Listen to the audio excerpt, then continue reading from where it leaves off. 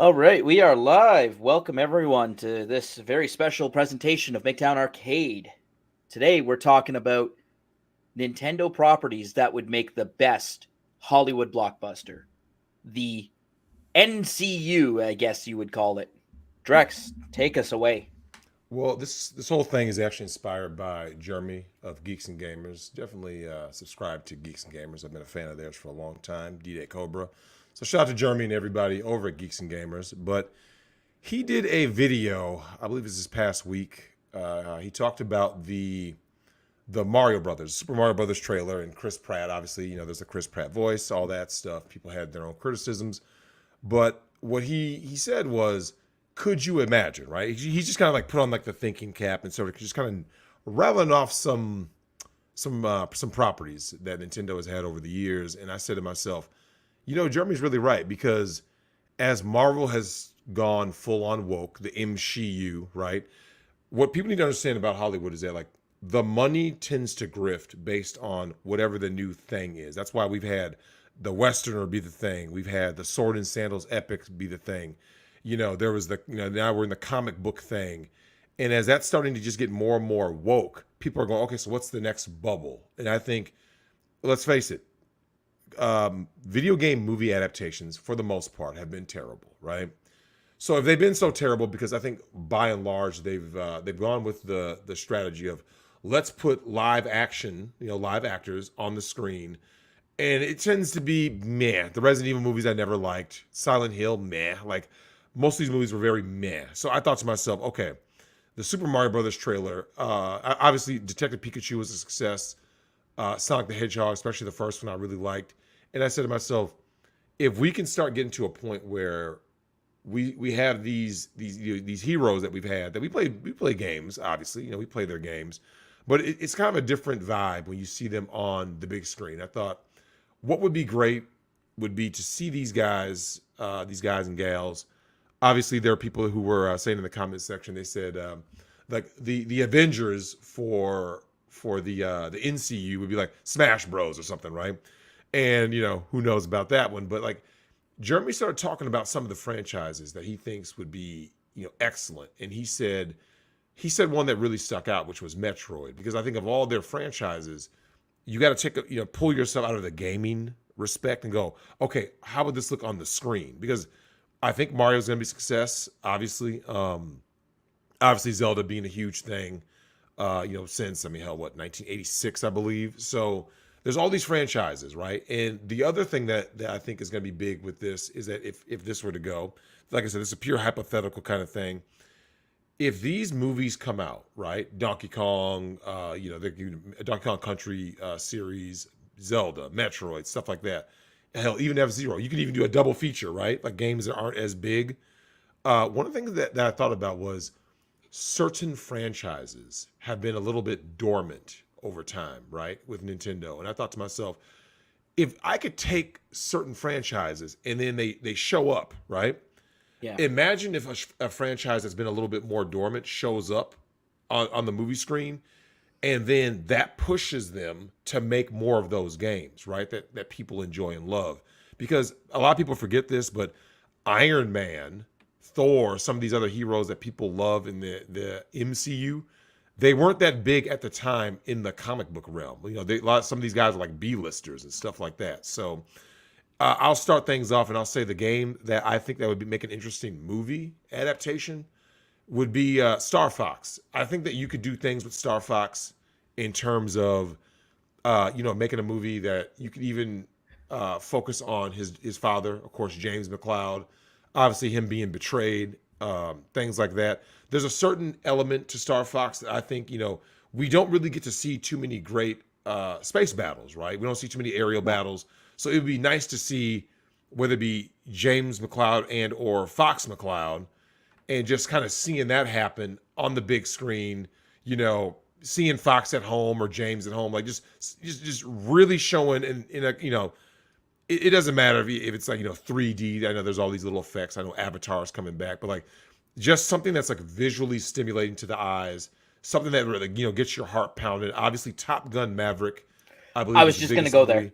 Yeah. You know what I'm saying? Like just that The X, the high cross, octane. right? Yeah. High octane, Like, there's Oh, Fox in his R-Wing. He's over there with Peppy. He's got Falco. You know what I'm saying? I And feel there's like someone Slippy. could do that. They could like literally sub Absolutely. out. They could sub out the R-wing and Star Fox for Maverick and Tom Cruise and his Yep. fighter jet.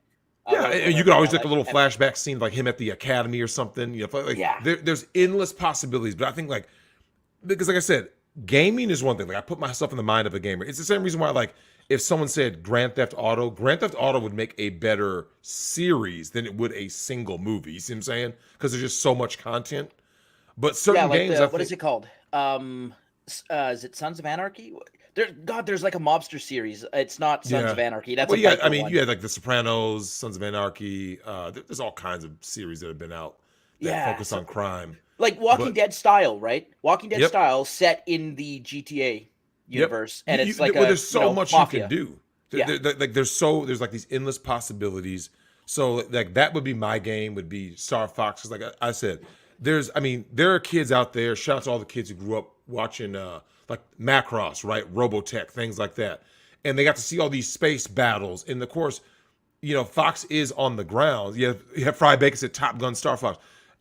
If people understand how big of a deal that would be, I mean, like I said, you're so used to seeing certain things, right? Like, okay, yeah, there's something, another woke movie. Oh, yeah, I'm not really interested. And all of a sudden they're like, coming this summer, Star Fox, and you see Fox and the crew running it, like that would be something, man, that you'd be like, holy shit, Star Fox, like, yeah. I I mean, would on the love to big see that. That's a good screen, one.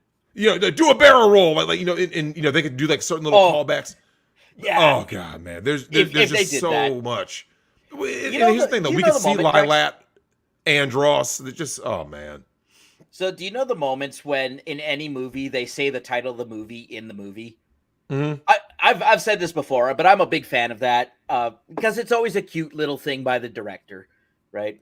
Um, and I do think that I would have a similar reaction, a similar feeling if I heard "do a barrel roll" in the movie. It's just like the new Mortal Kombat, right? Yep, How dare you film a Mortal Kombat without Scorpion saying "Get over here"? of course. Well, one thing I think that'd be funny in Star Fox as a callback to the audience is Fox gets he gets his signal, right, and he's getting some intel, and it comes in fuzzy, right, and he has to adjust, like, what was that? And so he would adjust his knobs, right, to make sure the frequency is right, and Yeah, it would initially sound like the old crappy SNES and N64 version, right, like, just like rubbish. He'd be like, what is that? yeah, He'd be like, tweak a knob, like, and like, what was that? And then now it comes in crystal clear. It's like one of those little wink wink, little just winking moments to the audience that lets them know we care. Because like I said, I thought the original Sonic the Hedgehog movie was great. I thought like it captured the feeling of Sonic. You know what I'm saying? So, like I said, that's my movie. We'll go ahead and get the first person on. Let us know what you think would be a great movie in the NCU, because the MCU has all gone full lame, right? I mean, full just yeah. like whatever. We're The gonna just go ahead and MCU wham an MCU. It's not fun anymore. I don't think it. twerking, Yeah, twerking attorneys. I don't trans. think anybody wants Samus Aran twerking. You know what I'm saying? I don't think Now anybody hang wants on to see that. now hang on a Well, I second. mean, Hang on a second. You put that Zero suit on her. Oh, of course. Let's not be too hasty here. Well, of I know course, of my course. entry. I'm not going to spend a lot of time on this because I'm not very familiar with the Nintendo universe as I am with the PlayStation. Hmm. But my entry, I would love to see an Earthbound movie, Yeah. and I You kind could of do a lot with envision it. that. I envision the special effects, especially when you're using those psi powers. Hmm. Um, Similar to Harry Potter in the Wizarding World, right? Those like Yep. flashy green and the CGI special That effects. would be awesome. Like, But I mean, blue is like so Pokemon does psychic powers with a blue glowing eye, right? And then this aura around whatever they're moving. Especially if you watch the first Pokemon movie with Mewtwo, that was right. So kind of like the hybrid between that and of course the Harry Potter special effects. hmm Now, say what you want about the Harry Potter books, but I do think the movies had great special effects. yeah. Here's the thing. I think that because and this is the big thing. Keeping it animated, I think, is the key to success. Because I think once you start having real people, like obviously someone can say, well, Drex, you just mentioned Sonic. But Yeah. if you ask most people, they would say that the human element of Sonic, especially in the second one with the German Shepherd, too much time with that wedding kind of subplot. Yeah. In general, the human part is like the worst part. You see what I'm saying? So I think the NCU is going to be better served just being strictly animated movies. Like it's our version of Pixar, right?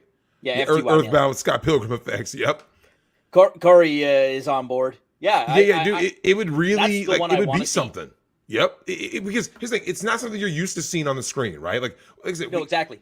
we've seen so much like a lot of these movies are just the same now. Everything, like, they look the same, they sound the same, they act the same. You're just kind of like, yeah, I'm just not interested. So it'd be like a big breath of fresh air to have an NCU.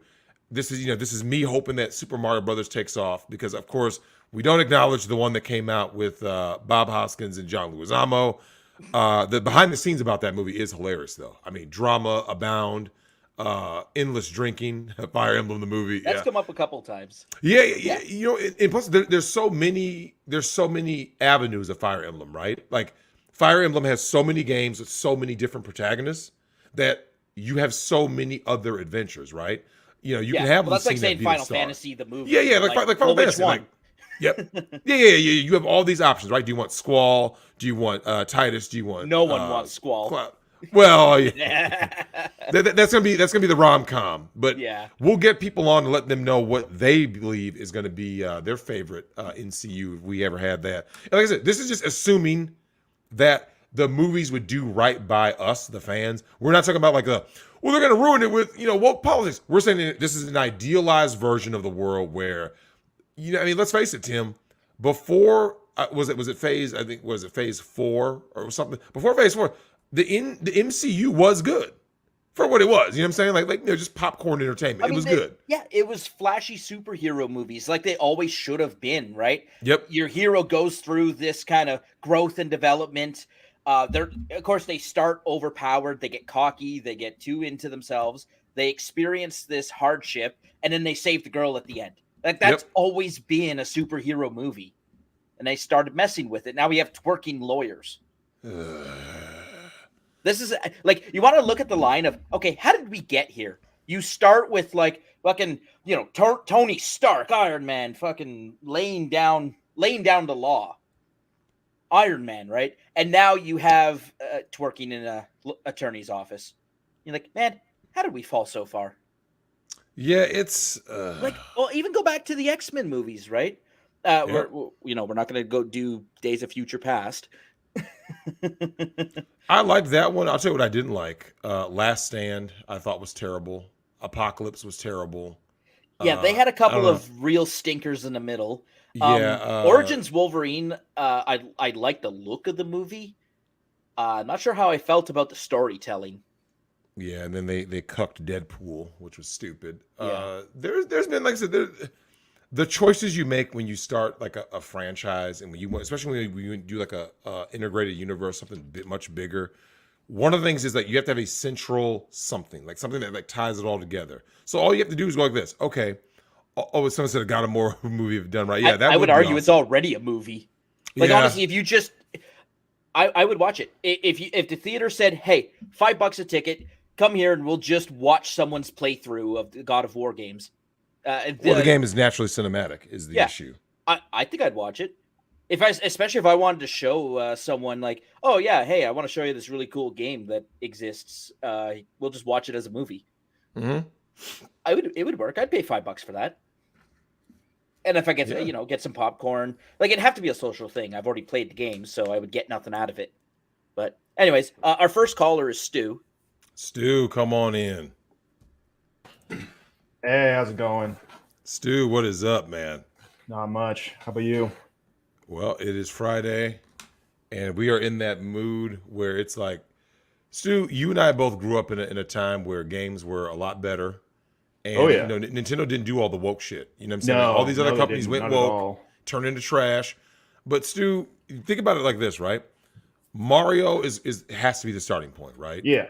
So definitely. After Mario, what is it that you want to see? What movie you think of when you're like, okay, Nintendo, interconnected? Is there anything that you want to see in particular that makes you say, yeah, this is what I want to see on the screen?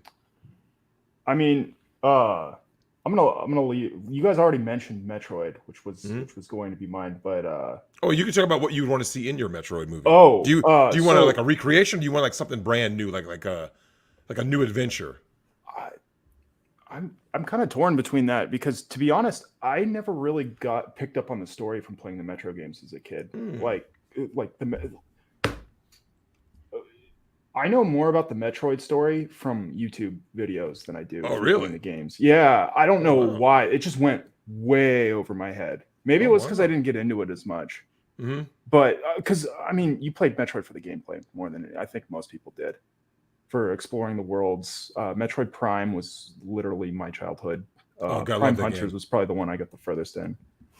That one would be really cool because you had all the different. I forget the exact story reason why, but that was the one where I was actually kind of aware of the story in Metroid. But all the different hunters were like they were going after Samus. And so the multiplayer match was everybody trying to like hunt down each other. And that was like one of the first multiplayer games on the DS. That was pretty cool. But do you think that like Metroid Dread would have actually been a great movie? Because like think about it, isolated Samus fighting the enemies as almost like a sci-fi horror, right? Yeah, that would like be cool. that ambiance, the kind of that menacing kind of feel to it. Where I mean, I mean, look how Dread starts, right? Samus is in immediate imminent danger, right? Yeah, and just that whole thing of she's fighting a villain that she just can't beat, right? Yeah. And now she's on this thing when it's like, I think the Emmy would have worked really well on the big screen because it's like, I mean, it has like that great sound effect, right? When you go into a room with an Emmy, the sound is like muted. It's like terrifying. It's terrifying. Yeah. And when you're spotted, That's like most people are like freaking out. Like if you watch most people's playthroughs, they're like, "Holy shit!" Like they're like going frantically. Yeah, that would have been really interesting. The reason I say Metroid Prime though is for the same reason, or Prime Hunters, is because you have all of those different. You have the one chick that Samus killed, and then their body splits in half. So instead of going into a ball like Samus does, their legs become a turret, and then they run around with their torso slashing people with like a predator gauntlet. It's fucking badass. But you have all the different hunters that all have all these different like cool abilities, and you could play up each character in their own little short for a promotional thing. Because A, it would give more movies for it to turn back to, and B, it would give you a cast of villains, or like you don't like they could play with it where you don't know. Maybe they'll help Samus, maybe they won't. Which villain would you like to see in a Metroid movie? What? Which villain would you like to see in a Metroid movie? You want like them to like do something new instead of like, because like Dread did something new. You know what I'm saying? It didn't just do like the same old like, I mean, you still fought Ridley, of course. Kraid, I meant to say. You fought Kraid, but it's like, would you like to see them like try something new with certain types of villains? I don't. I feel like you have to fight Ridley. I don't know that you could do anything else. I mean, maybe you could go. Maybe you could, but didn't they already explore all the stuff with like the origin of the actual Metroids, like I'm blanking on the name of the brain things. Fuck. Oh, just give me like Mother Brain and yeah. There's the Chozos. Well, here's the thing though. Do you think that Metroid would work better in its movie incarnation in the NCU as like loosely based on the games, but kind of like having its own new story? Like there's the game version of Metroid, but in the movies, you see what I'm saying? Because I think the better way to do it would be in the style of like Prometheus. Okay. Where it's just kind of this mystery, and it kind of starts out as this like sci-fi, like it's just kind of eerie and curious, and then it just builds and builds and builds, and then a bunch of shit just goes wrong. And I like that too. Yeah. I think that's the best. I honestly think that would be the best way to do a Metroid film. Yeah, Tax said lean into Aliens or Metroid's Alien inspiration. I think so too, because I think there's so much to mine from that. There's some Generic good body horror How could you could lean into for Metroid. now Drex. But Samus in the Powerball attack, but it's Lizzo. Lizzo just rolling sideways towards enemies. And Stu, just for you, they would have Lizzo in the Zero suit. All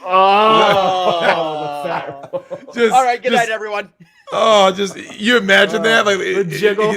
The jiggle. It gets like there's an unrated version, and it's just like everyone's just like, no, that's even worse. Because that's you your can't mocap. roll her. The reason Leslie Metroid Jones would be is important Samus. is because then you could hit an older audience. Yeah, right. For a lot of them, like, I mean, because obviously you'd have to start with Mario. Yep.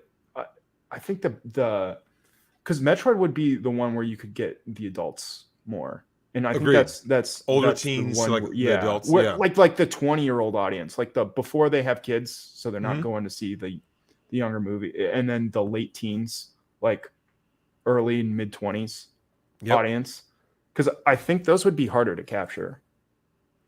Well, I think that when it comes to Metroid, because like the tone is more mature, just like Zelda could be anything you want it to be, right? Like if you want Zelda to be kind of kiddie, kind of kid friendly, you can make it kid friendly, right? Like you could go the Twilight Princess or correct, yeah. You have that ability. Like, oh shit, this is actually kind of Breath dark. of the Wild is dark. That's what I was saying. Link I was lost. lumping them together. Yeah. Link loses. Oh, when you start Breath of the Wild, he already lost. And everyone's dead. Everyone's gone. Yeah. Yeah. Calamity Ganon's there. So that would be something so different. It's like in Metroid has that thing where it's like there's something ominous about Metroid because Samus is in isolation, right? Yeah. Whatever planet Samus is on, like the only time that you're gonna get because you can still get Samus's backstory. That way you can have other characters, other voices. Yeah. And then like she could even be responding to like a distress signal. And in that Metroid movie, let's say she shows up on planet whatever, right? Yeah. But wouldn't you think it'd be something interesting to see like there are actually survivors of whoever's on that search party initially, and they just happen to end up like getting cut down by whatever the new enemy is. You see what I'm saying? Yeah, because if you just have Samus, awesome. But you see what I'm saying? Like, because it doesn't need to be like ultra violent either. It doesn't. It doesn't. That's how the first Star Wars opens. That's how Episode 4 opens up. It's just this like all this shit's just going down, and then you like it starts out as a gunfight in a corridor, and then fucking Darth Vader shows up. It gets bigger. Everyone. So it got bigger as you kind of like the further along you went in the story. It went from just like this tiny little thing. I don't know what's happened. I'm dropped in the middle of it, and it gets bigger and bigger. You realize, oh, this is a real threat. And when it comes to Samus being in this, what do you think would be like the determining factor? Because Tim has mentioned Other M is like the worst thing ever. I never played. I never bothered to. But like, what do you think is be like the main thing about they need to get right with Samus to make a Metroid movie work? I think they would need to mostly silent character, and I think they would just need to do Samus not show her like intro first. Like, you start with an inciting incident and then cut to Samus arriving. Yep. Yeah. And then Samus has got to be attractive. Actually, like, do you know what would make? Okay, who would you cast, Drex? Who would you cast? Well, but it's supposed to be animated though. Yeah. But the voice. The voice. Oh. Like, it's got to be a sexy voice. Like, it cannot be this, chain smoker. You can't come in like that. No, you cannot come in with this. Hey guys. Well, so Samus has to sound sweet and yet determined. Yeah. I mean, here's the thing. Like, obviously, voice actors are great. You could do. I mean, I think Margot Robbie could pull it off. Yeah, I could see. Because I think Scarlett Johansson she has that voice. She's a little like deeper, so I think maybe that doesn't work as well. They probably made Samus trans. Oh my god! Now, I want to pitch something here, and stay with me on this one. Now, Drex, I know Drex is not familiar with the Halo universe, but Stu, are you? Yeah. Okay, so do you understand what they did in Reach, Halo Reach, where they introduced? So they didn't have John. right? 117. They had instead, but they had other Spartans. The I read the book. I read Halo, like the book Halo Reach, way before the game even came out. So I knew the story even, and Now, I had the mid-tier collector's edition, the one that came with the book. Okay, so like you're a Halsey's super notebook. nerd of Halo. Oh, yeah. Perfect. You'll get the reference when I say, I think that a Metroid movie should focus on a squad of Marines, and Samus is the third party that enters after, maybe halfway through the movie. And so you viewing the movie are seeing Samus in the third person, but not as the character you control, but as someone who looks up to her.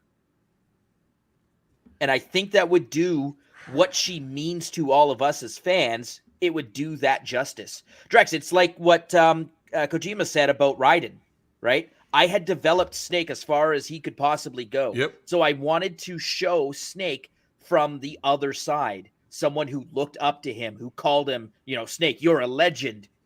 Right? The problem with that is you would have to introduce Samus at least by the beginning. First third. I think Samus needs to remain the focal point. I just think the main thing is like it's okay to cut away from Samus and see a little bit of what's going on, and then of course we get back to Samus and like she's discovering, hey, the bodies of these Marines and scientists have come up missing. I would even argue a Metroid movie you could make it closer to Dead Space, right? Oh, definitely. You see what I'm saying? Yeah, I mean, having that very ominous. Yeah, someone just said that. Do you think, guys? Yeah, Dead Space. Yeah, he just said it. Oh, Dead Space would make a great film. It was just it translates well. You know what I'm saying? Yeah, I think that would be something. I mean, that's why Metroid was my pick, is because you could make it dark and brooding, but you could still make it where it's not terribly unfamily friendly. So like you could make it either a very violent PG-13 that's just properly suspenseful, or a very soft rated R, which would be like an appropriate. Well, they're not going rated R with Nintendo. Yeah, that's true. I was saying like you could make it a very appropriate, like this is my child's first rated R movie that I can let them see. I don't think Nintendo's gonna allow that. They are Nintendo. But now that I think about that, it would probably have to be a PG-13 movie. I'll be honest with you. I think you can still make Metroid PG and make it still. I mean, it would also work. Scary, like suspenseful or whatever. You just want it. You just want it to build suspense. Correct. You don't need to show. You don't need to show gore or anything. Yeah, no. And the thing is, though, one of the things that I love about this is that, like, by showing it, we can also have, like, if you guys remember, like, Kill Bill Volume 2, right? Mm-hmm. Do you remember when the bride is at her lowest point when she's buried alive, right? Oh, yeah. And she goes back to her teaching with Pai Mei. You know what I'm saying? Like, to add, like just a different angle, a different vibe, a levity to the movie, right? Still serious, but a levity. That's the kind of stuff that you can do when you are in a film, as opposed to, like, in a game, it really takes you out. But in the movie, you can kind of have that flashback to be like, hey, Samus is here, right? Maybe she's crushed under something. Her various suits ain't working right. Like, she needs to get back to the ship. Whatever her situation is. And when you're at your lowest point, you tend to go backwards, right? How do I get out of this? And then, that's when you can kind of get that little bit of backstory. Because you remember, the Pai Mei sequence is not very long. No. You know what I'm saying? She does that flashback. You meet Pai Mei. He's training her hard. He's hitting her. And then you flash forward, and there she is, and she punches her way out of the coffin. You know what I'm saying? Yeah. But it was a very pivotal scene in character development. Yeah, no, definitely. I mean, you could do that with, like, a lot of different flashback scenes. But... And that's kind of... That's where a lot of people say where Other M was good, was because a lot of people said the Other M cutscenes were, like, worth it. I never watched them. I've heard that as a kid. Cinematically, like the graphic advance in Other M, and the first person aim wasn't terrible either, but it was the content of the story, Drex. The things that I've told you about Other M, it was the content. If you take Metroid Prime and cut it in Other M game engine, and you've got possibly one of the greatest video games of that decade. Yep. Yeah. It's just because I heard Samus was really whiny and Other M and all that kind of stuff. And Well, I mean, Yeah, that she comes in so fucking whiny, like, because fucking what's his name, Adam? God damn it, I hate that I forget these names. Adam is like the commander that she views as her kind of mentor, right? Mhm. But like in the first 5 minutes of the game, he kind of singles her out as like another or other, right? Like not one of them. And then she does a voiceover, and it's like, oh, he so deliberately chose that word, and it cut to the depth of my core. And I'm like, God fucking damn it, shut up. Yeah, that's. Yeah, but I'm I mean glad I that didn't just play goes it. to The honestly voiceover, writing talent in I video games isn't very good. I the like voiceover was actually a bad idea. The fact that she's yeah, doing that's commentary really on tough with a herself. lot of the whole silent protagonist eras because most of how the themes on that character were what were shown in small little snippets Mhm. of character development through like very short animations.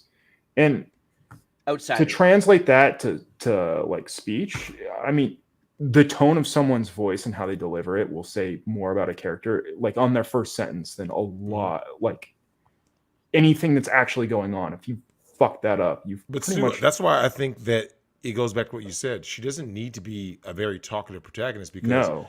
this movie can. I'm not saying it's a silent movie, but it can be similar to like Wall-E, right? Where Yeah. you can have you remember because Samus, because she's not speaking very often, and she's usually the only person on screen. We need to follow Samus's journey on whatever planet she's on, right? So she doesn't need to be sitting there talking. Like, don't get me wrong, you can still have the voice in her head, and she can have like like in Dread, there's the Atom computer talking to her, things like that. You can have other voices and other things going on. Well, you could have her like computer giving her readouts. I mean, Correct. Yeah, yeah. Computer readouts, yeah, scans. and Yeah, like I love it. yeah, Like I said, I think it would be something very unique because like it's one of the few opportunities that a Nintendo franchise has to go darker. Stu, any last words on what you think you would like to see in that, or for the NCU in general? for the NCU in general, I think that they need to kick things off with a Sonic and Mario movie together. Really? Yeah, I think if someone had taken Metroid, that would have been my next. That would have been the thing I would have brought up. But yeah, no. So do you want? Do you, 'cause are you those saying games, that that you want entire game series, even though they're mostly like party games, the good they've abandoned fucking Metroid? done Yeah. so Well, well. do you think that they need to have like a little Easter egg in the new Mario movie, like a little Sonic, like he finds a ring or something I think they would be foolish not to. to kind of They should interconnect be these characters? teasing it the entire time because then you have Sonic and Mario together Yep. in their movie, and then in that movie you tease one of the other previous films. Like let's say like you see the pedestal or that the Master Sword is on, the Master Sword in it in the Temple of Time, or you see an ocarina or a fairy, like because that you could use that movie as a springboard to start teasing Smash Brothers. Yep. You know what I think it always see? ends with Smash. Oh, It has to. As like everyone comes in and fight. Oh, And yeah. now you get all of these characters from everywhere to kind of have just like the ultimate showdown. Yeah. And Well, the campaign of Smash, wasn't the campaign of Smash similar to that, where it's like bringing in characters from all the different universes trying to fight? Yeah, for Brawl, I didn't really think the campaign on I don't think you need a Ultimate was that campaign. strong. I just think that you can have it as like a big show where they get to fight, kind of like in Dragon Ball Z or Dragon Ball Super, the Tournament of Power. But then after that, like they still have to fight. Like I think we want to see our favorite characters. There's not a winner. Because I think everyone wants to see all of the characters win. You know what I'm saying? So like, Yeah. You remember in the original you fought Master Hand, right? And now in Ultimate it's like, was it Gollum or whoever? Like, I think there needs to be that thing where we see, just like in Avengers, right? There's a central villain, and then you have a a bunch of, they're like minions, right? And all of our guys have to work together to fight. Oh yeah. Cinematic unit. Yeah, I saw that. That's my mean, feeling exactly. Dudes would literally, their head would explode, right? I mean, to see all of these characters on screen. You would be foolish not to do. Of course. Smash Brothers. We can, and it doesn't even need to have it just needs. It doesn't even need to have that complicated of a plot. Nope. Like no one would care. You could phone in the reason why they're all meeting. You just Yeah. need an epic fight between key villains, team ups, Yep. and then like a Well, you big can have them get showdown at the manipulated, end. right? You could have everyone getting manipulated into fighting. Oh, and then that they would realize, be the best. oh, we're being manipulated by the real villain, and that's when the good guys and bad guys have to join forces, right? Because we've only known Mario and Bowser to fight, other than in Mario RPG when they join forces. So it'd be a nice little touch to say these guys like Link, Ganon, everybody, the guys who normally hate each other, for this one time fight the greater enemy. And then like under like the Smash Bros kind of rules, right? Like seeing them be like I said in the Tournament of Power, you basically you're fighting for the existence of your universe, right? Yep. So that would make it, I think, like the stakes, right? Yeah, the stakes are high. I just think that'd be very interesting to see all these characters on screen. But Stu, any last words? Add Django to fucking Smash Brothers. God damn it! I wish. All right, fucking obscure character from a vampire like sci-fi western. Yeah, well, they'll add a Legacy of Kain and Soul Reaver after that. Oh god, that would be cool too. Fuck, there's a lot of characters in the game. Yeah, but Stu, thanks for coming on. All right, thanks for having me. And if you do me a favor and hop out to give room for everyone else. Yep. All right. Next up is Tack. Drex, I know I'd love to see a Marth Link team up in swordplay. Oh yeah, teaching each other new skills. Tack, what up? All right, I actually have a couple choices, but some of them were already mentioned, so I'll go with the one that wasn't. Kid Icarus. I know it's had a few anime shorts, but from what I played of Kid Icarus Uprising, I think a movie would work. I like that one. I honestly, that's like one of the few you I got never thought Palutena of. being all, you got Palutena and the other guys just being snarky, giving Pit a hard time. Yep. While he's basically doing all the work. Oh, Drex, that would be an awesome comedy. Just the snappy one-liners, right? Like Chris Rock and Jackie Chan style, like snappy one-liners. Oh, of course. Yeah. I like that. So, Tack, in an Icarus movie, what would you like to see? Like in terms of like you have like a general plot idea, something that you would see in that? I guess it could be, I don't know, maybe loosely based on the plot of the first game, and then go from there if it's successful. Although the first game, from what I played of the first game, you only really see Pit and the various enemies, and the objective is to rescue Palutena from, I think, Medusa. God, that game was fucking hard. Yes, it is. Icarus was hard. Yep. Man, I remember putting in the code Icarus fights Medusa Angels. For those of you who remember the 80s, you put in that code at the beginning and your guys powered up. Is that like one of the... Oh, is that the Kid Icarus version of like the Justin Bailey code? Yeah, like Metroid? Justin Bailey, the Contra code. Some of those games were so hard, but like in this Kid Icarus, what do you think is the thing that's going to like separate Kid Icarus in terms of like kind of really standing out in an NCU? In terms of like, do you think it's going to be the combat? You know what I'm saying? Because like, well, if you remember from Smash, it has the bow that can split into the twin blades, and he's also got the 3 sacred treasures and some of the other items. You can access like I can't really remember. Those are like the ones I remember. Although in Kid Icarus Uprising, you could unlock a lot of different weapons, like Knuckles and other shooting weapons. Because Kid Icarus Uprising is a kind of a rail shooter. For like most of the levels, it's like a rail shooter section, and then an on-ground section. They need to... Side note, they need to really set on the Switch with dual stick controls, because the controls kind of did bring down Kid Icarus Uprising, I'll be honest. Because you were forced to look around with a touch screen and aim with the touch screen. Oh, really? Yeah. Oh. Even if you had the Circle Pad Pro or new 3DS, couldn't use that second stick to look around and aim. Still use touch screen. I guess it was just for like a left-hand mode. Well, Tack, what do you think? How do you think Kid Icarus would like fit into the rest of the NCU? So like Icarus has his adventure, right? Icarus, Palutena, stuff like that. Yep. And then like, how do you think that would kind of like slither into fitting in with like Mario or something like that? Well, I could see like if we're doing the Smash Brothers thing, maybe Pit runs into, say, Link or maybe one of the Fire Emblem characters. Because similar style. And heck, maybe for Kid Icarus, they can even do like the anime drawn style, like they did for those shorts that you can get on the 30S eShop. And I think they may have put them up somewhere else. I'm not sure. Yeah, I just think that like the thing about a lot of these guys, say they've been to the Zelda world. But let's be fair, anything would fit into the Zelda world. That's how good of a world it is. Yeah, so just the nature of Hyrule allows you to do so much more than like a lot of other games because of course Zelda gets to basically be whatever you want it to be. Like Link to the Past is the light world, dark world. I mean, heck, in Breath, in the more modern, in the more recent Zelda games, it's doing like the steampunk lost technology thing. Yep.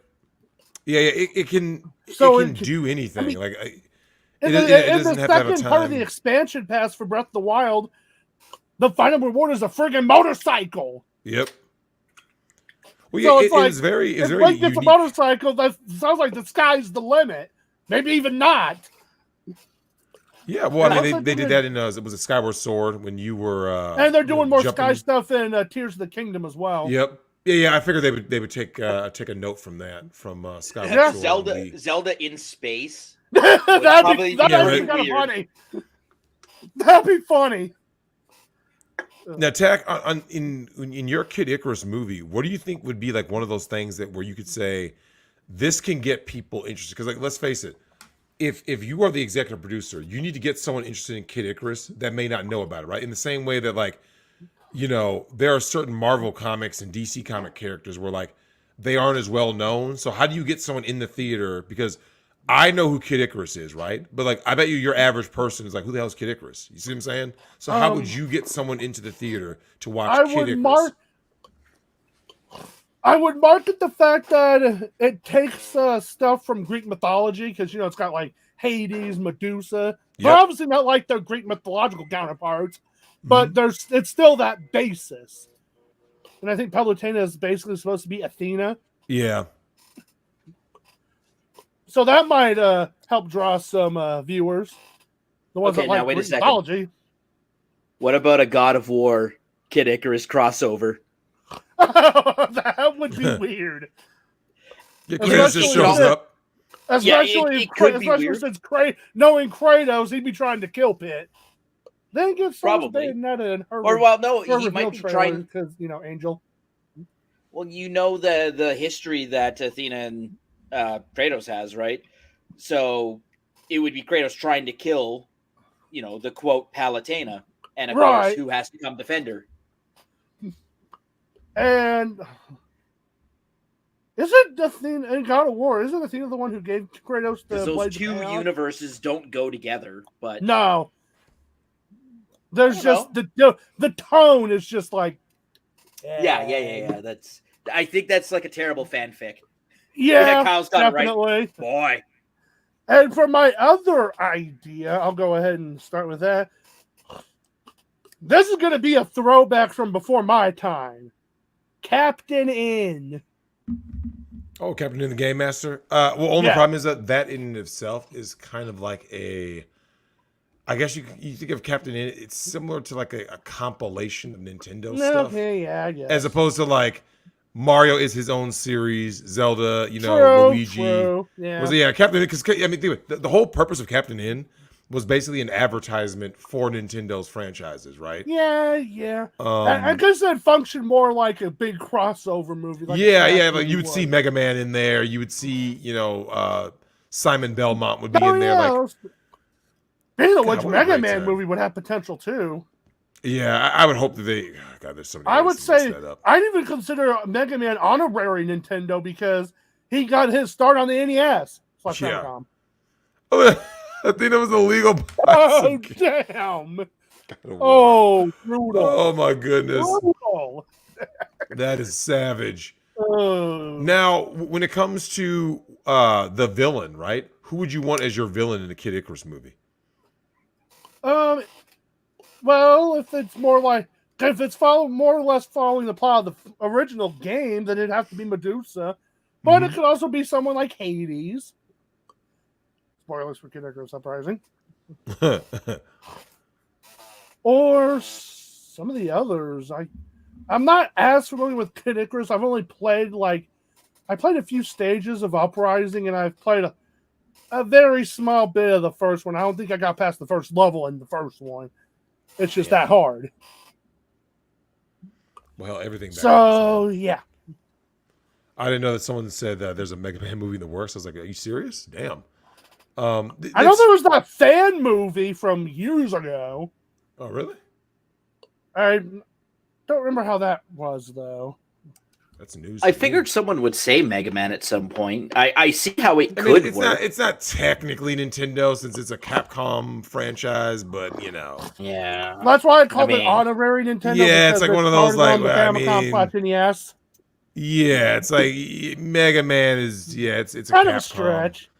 Someone said Metal Gear, and then they said, "Well, I'm old enough to remember playing Metal Gear on the Nintendo." Yeah. Oh yeah, that's how I first crappy played it. port that Kojima refuses to acknowledge. That port was terrible. Still not as bad as Snake's Revenge, though.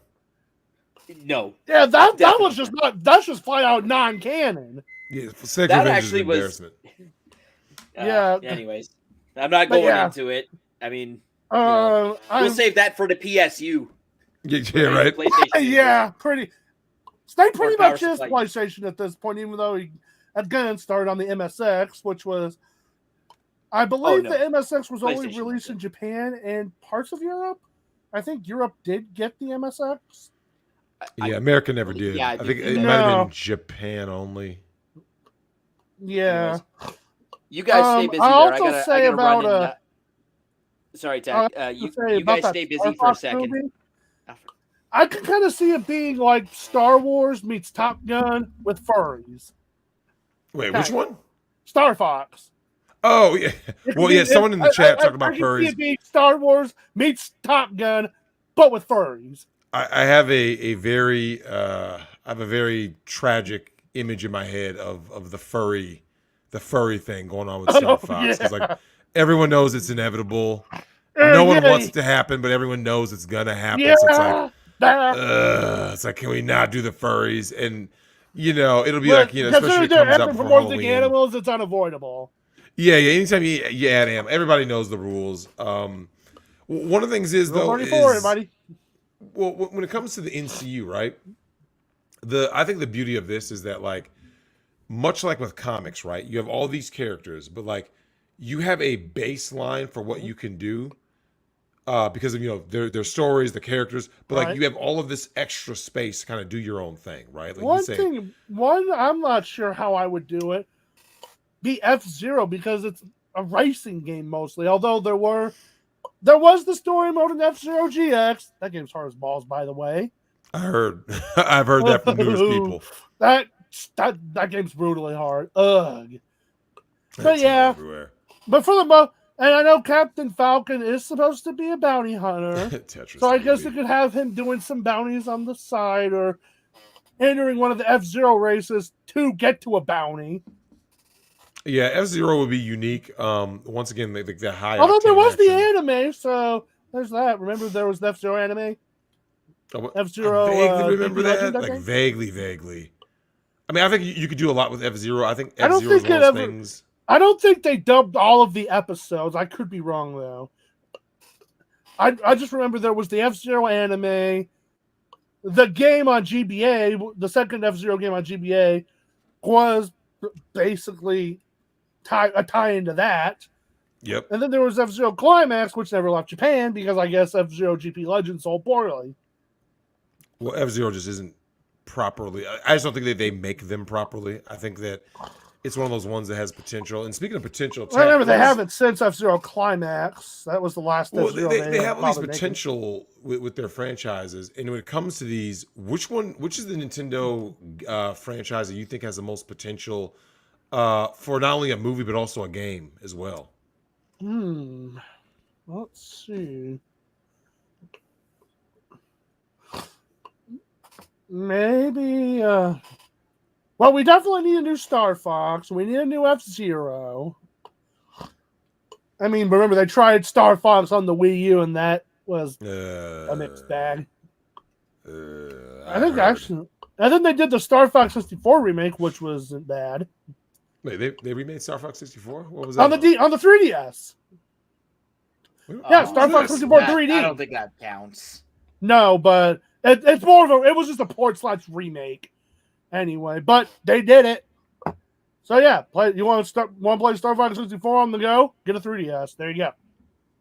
I did not know this existed. So Star Fox 64 3D. Oh, what the hell? And they also, of course, ported / remade Ocarina of Time, which was more faithful to the N64 original, just better frame rate, better graphics. Yep. And a few extra features. And then Majora's Mask, which they really changed a lot on, and a lot of people did not like it. I think they need to refrain from that. I know. So many changes. That is actually unfortunate. Yeah. Again, Ocarina of Time remake the port was a lot more faithful. I mean, it had like a hint system you could ignore.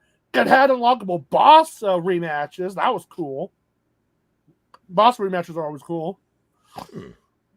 But yeah, that's I mean, they were so faithful with the Ocarina of Time port to 3DS. They even re-added some of the old classic glitches. Yeah, they went that into it. Yeah, personally, I don't think you need to, but you know. But Well, Tech, any last words on your franchise? like the minor glitches, like that infinite sword glitch, the bomb floating, some other stuff. You know, what speedrunners tend to use. Well, yeah. I've seen them do that with Mario 64 as well. There's lots of little glitches you can use. It's crazy how that game can be broken. And completely broken. You want a speedrunning scene that is basically perfected? Look up the original Mario Brothers. The original Super Mario Brothers. It's at the point where the world record is separated by like fractions of a second. They've pretty much pushed the game to its limits, as far as we can tell. Well, of course. Well, I mean, that's literally cannot get faster due to how the game is. Well, yeah. Well, that's a given. I think Anna would appreciate that. Henry Cavill going through the rings. Oh God. Yeah. All right, Tack. Any last words? Stay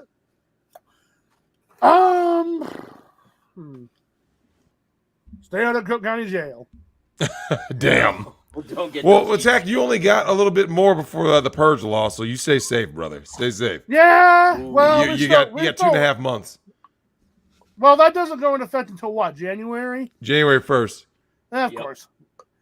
Yeah. Well, thankfully, I'm out. I'm not that close to the cities, so I should be fine in theory. Yeah. In theory. But yeah. In theory. Anyway. See you later, Tack. See ya. Much appreciated. Kid Icarus. That's something I didn't even fucking think about. Damn. Now, Drex, we need an R. Which NCU would make the best R-rated movie, like a la Deadpool? My pick would be Conker's Bad Fur Day. Oh shit! Yeah. Wow. Yeah, that'd be something. That I would love to see. Yeah, that would be their version of Deadpool. Yeah, Conker would be like the NCU's. They would never allow it, of course, because of course with movies. You know how Nintendo is. Like, Conker only existed because it was at the very end of the N64 life cycle. Yeah. And it just basically was like, why not? They basically just didn't care. Like, yeah, sure, whatever. Yeah, R.I.P. Conker. Damn. All right, next up is Bowser. You're coming in, man. Get ready. And then I'll leave you guys. I just got to go take care of something for 5 minutes, so I'll just leave you and Bowser. Yo, what's up? Bowser, what up? Hey. So... I wrote down some notes as I was listening to some things, but I mean, first up, I got like what Stu was saying with that Metroid, like the horror version of it. Yep. That would be pretty cool, man. I definitely could see that. And like you were talking about like how to get like people linked who are not fans, but like still Yep. get the people who are fans. And people have been so like hungry for a movie that's not woke. Yeah. And so you can make it where you have a female protagonist, a badass chick doing the badass shit, and then save the face reveal for the very end, just like they did in the first In game. the original, yep. In the original, because what you could do is she does all this badass shit, and then like everybody's like, oh, all this, and then boom, it's a chick that did it, and all the Mhm. all the people who know the shit, they're like, oh yeah, that's like we know, like we love Samus, Yep. but the people who don't know, and they're like, oh yeah, woo, feminism, oh, hard chick, but you don't have to. You can do it without virtue signaling it, Correct. and that's all. Anybody who's ever asked who hates that shit has been like if you're gonna do it, just do it. Just shut the fuck up about it and just do it. Like we don't need to hear your you know like crying about like, oh, this woke shit and that woke shit. And Well, a character is a character. Like I said, Tarantino's movies, if you go back, Jackie Brown, your protagonist is a middle-aged black woman, right? You watch Kill Bill, his Great next movie. movies. Great movie, right? Great You watch movie. his next movie, you have The Bride, a white chick. You see what I'm saying? Sure. Like, yeah. no one complained. Grindhouse. Well, I mean, Tarantino, man, who else can go in a movie and say, did I have a sign in front of my house that said dead end storage? You right? Well, Tarantino, I And mean, I'm like, I just think that he has a certain way with the audience, and that's something we haven't talked about. He's done it so many What do you- times in all of his movies. Django Unchained. Jesus. Right? But Well, no, it's Bowser, a what do you think about the great writing, film, though? and everybody loves it. What was that? When it comes to the NCU, what do you think about when it comes to the writers, right? Because like, how do you get the right writers? Do you think that's going to be something that would be an issue? I think you cannot hire American writers for this. You can't. Agreed. You gotta hire the Japanese writers from from those Japanese games, because like even if they've been like produced and written by Americans, like the way that they do that for video games over in Japan is on a different level. It's not the same. I don't know what it is, but I mean they do it right, and so you got to get them to at least advise, if not run the whole thing with the story and trying to get it out, like not direct it and anything like that, but just run like storyboards and story and like base level production. Yep. To just get things going. I can see that. The other thing is like I agree with Stu that Metroid would make a really, really good movie. My only thing is the cost of production with CGI for something like that. I don't know. You were talking about animated movies, and when you started off, I was thinking like real movies, maybe with some CGI. I wouldn't want any of them to be real people. Well, I think that they could I think do. the NCU would be better. I think it would be better served as the NCU in the same way that like Disney, like Pixar movies Mario's going.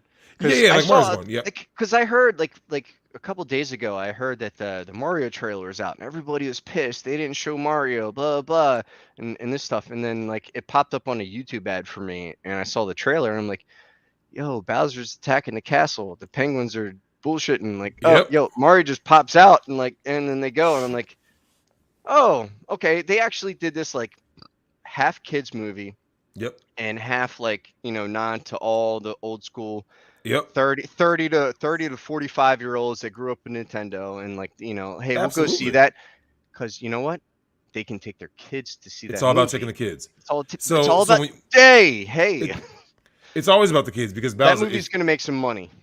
I believe Mario is going to, like I said, the Pratt voice aside, I think Mario can do worldwide. I say $500 million. Worldwide. Yep, worldwide $500 million. That's another point I wanted to talk global. about.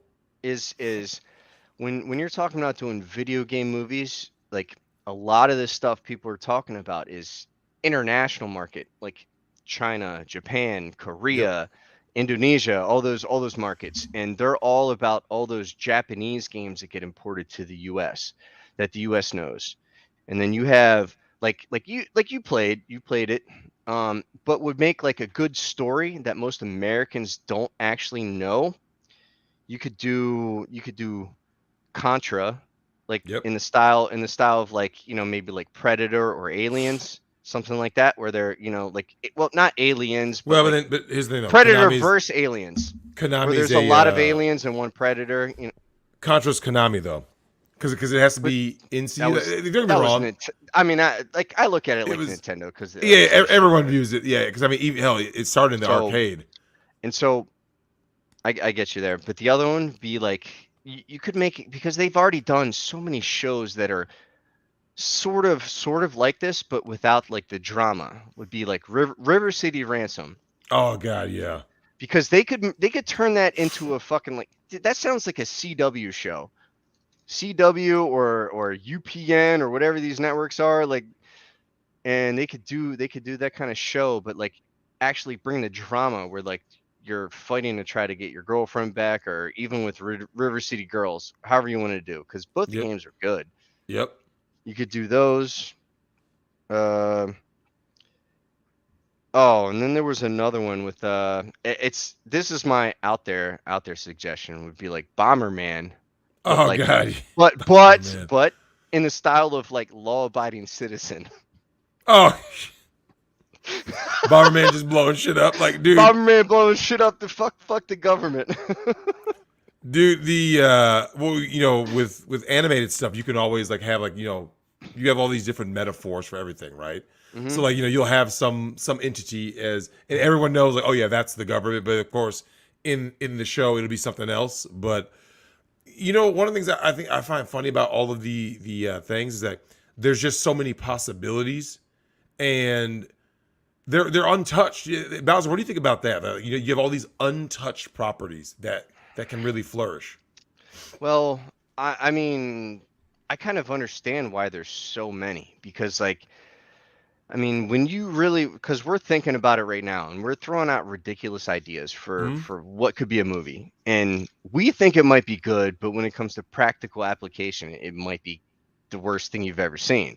Yep. And so, I mean, that's a risk that you have to take. You're talking about with studios and producers putting up millions and millions of dollars to make these things. But I mean, that's what it is. It's you know, you're putting up well, what was your original question, man? I got sidetracked. Oh wait, my original question? Yeah. Well, I asked about the writers. We talked about that. Just the sheer number of franchises we got. Because I mean, there's a lot of properties, right? Like, there's so many properties. I mean, let's face it. If you had asked somebody 10 years ago, would they have a Castlevania anime, they would have said no, right? People are like, Castlevania's not going to work as a damn anime on Netflix. Here we are, well, right? It's one of the most popular ones they've ever put out. But like what you were saying, so many properties. That was the original question. And it was like, why are there so many properties that have been untouched, untapped? And like I was saying, it's like, because I mean, like, there's a lot of things that make good games because you are the player playing the game. You know what I mean? You're into it and you're part of it, rather than just being a third person watching it. And so like you think these stories out. You think of the cost of production, like how much work is going to go into it. Can we even get the people to do it? And all these things. And it's just like, some things would be so awesome to see on the screen, but it's like, it costs so much money. Maybe like you think about it and you're like, yo, that story would be stupid with real people or voice actors. Like it because you don't have that interaction. So, I mean, I can understand why there's so many properties. That, and, you know, they have so many ideas that come in, they can just make whatever they want. And now they got an idea that sits on the back burner and you might see it in 30 years and they don't have to pay royalties for it. So, of course. I mean, that might be the other reason, but who knows? Well, one of the things that I think is so interesting about like this hypothetical, because like, you know, obviously it plays out in our mind, and the MCU, like I said, started out very well, is that I think that there's this thing where we have so many opportunities with these franchises, and it's like, we as customers, I think this is something that gets left out. The customer has the ability to make these things larger than life. You see what I'm saying? Because for I mean, think about it. You remember when they considered comic book movies a no-go, right? They said, "Oh, that'll never Oh work. yeah. Those are Oh, stupid." what was the first one? Like, I mean, Blade was a success, and Yep. they should have learned back then that it was a success. But what did they do before? They did like one of the Hulk movies that was garbage. They did. I mean, They did lots of bad. They did. Batman was successful, but it was cheesy, and nobody wanted to see it like that. Like, Well, here's the thing. well, I they think also Batman ended with the Returns- Schumacher. The Schumacher. Yeah, those were Batmans. terrible. But you're starting to see what I'm saying though. Like, it's like, but fans when the fans support something, that, especially if you wind up getting a quality product, not Batman and Robin, but like when you get a quality product, like there's so much money, and it's like both sides get what they want, right? The fans get their heroes on the screen, and the studios and all these people get their money. You got toy manufacturers, Nintendo does the Amiibo thing. There's so much money to be made. I think like this. I think that's why Mario succeeding is such a big deal. I think you just said something right there, because I didn't even think about that. Because when you're talking about Disney and you're talking about Lucasfilm, Star Wars, and all this stuff, they make most of their money on product sales. Yep. Not movies, not theme parks, none of this, but product sales. And so if you're talking about like trying to get the license to make a Nintendo movie, yeah, the movie will do fine, but they're not worried about the movie. They're worried about the product sales. Yep. And so Nintendo would be like, "Oh yeah, we'll give you the rights for $100,000.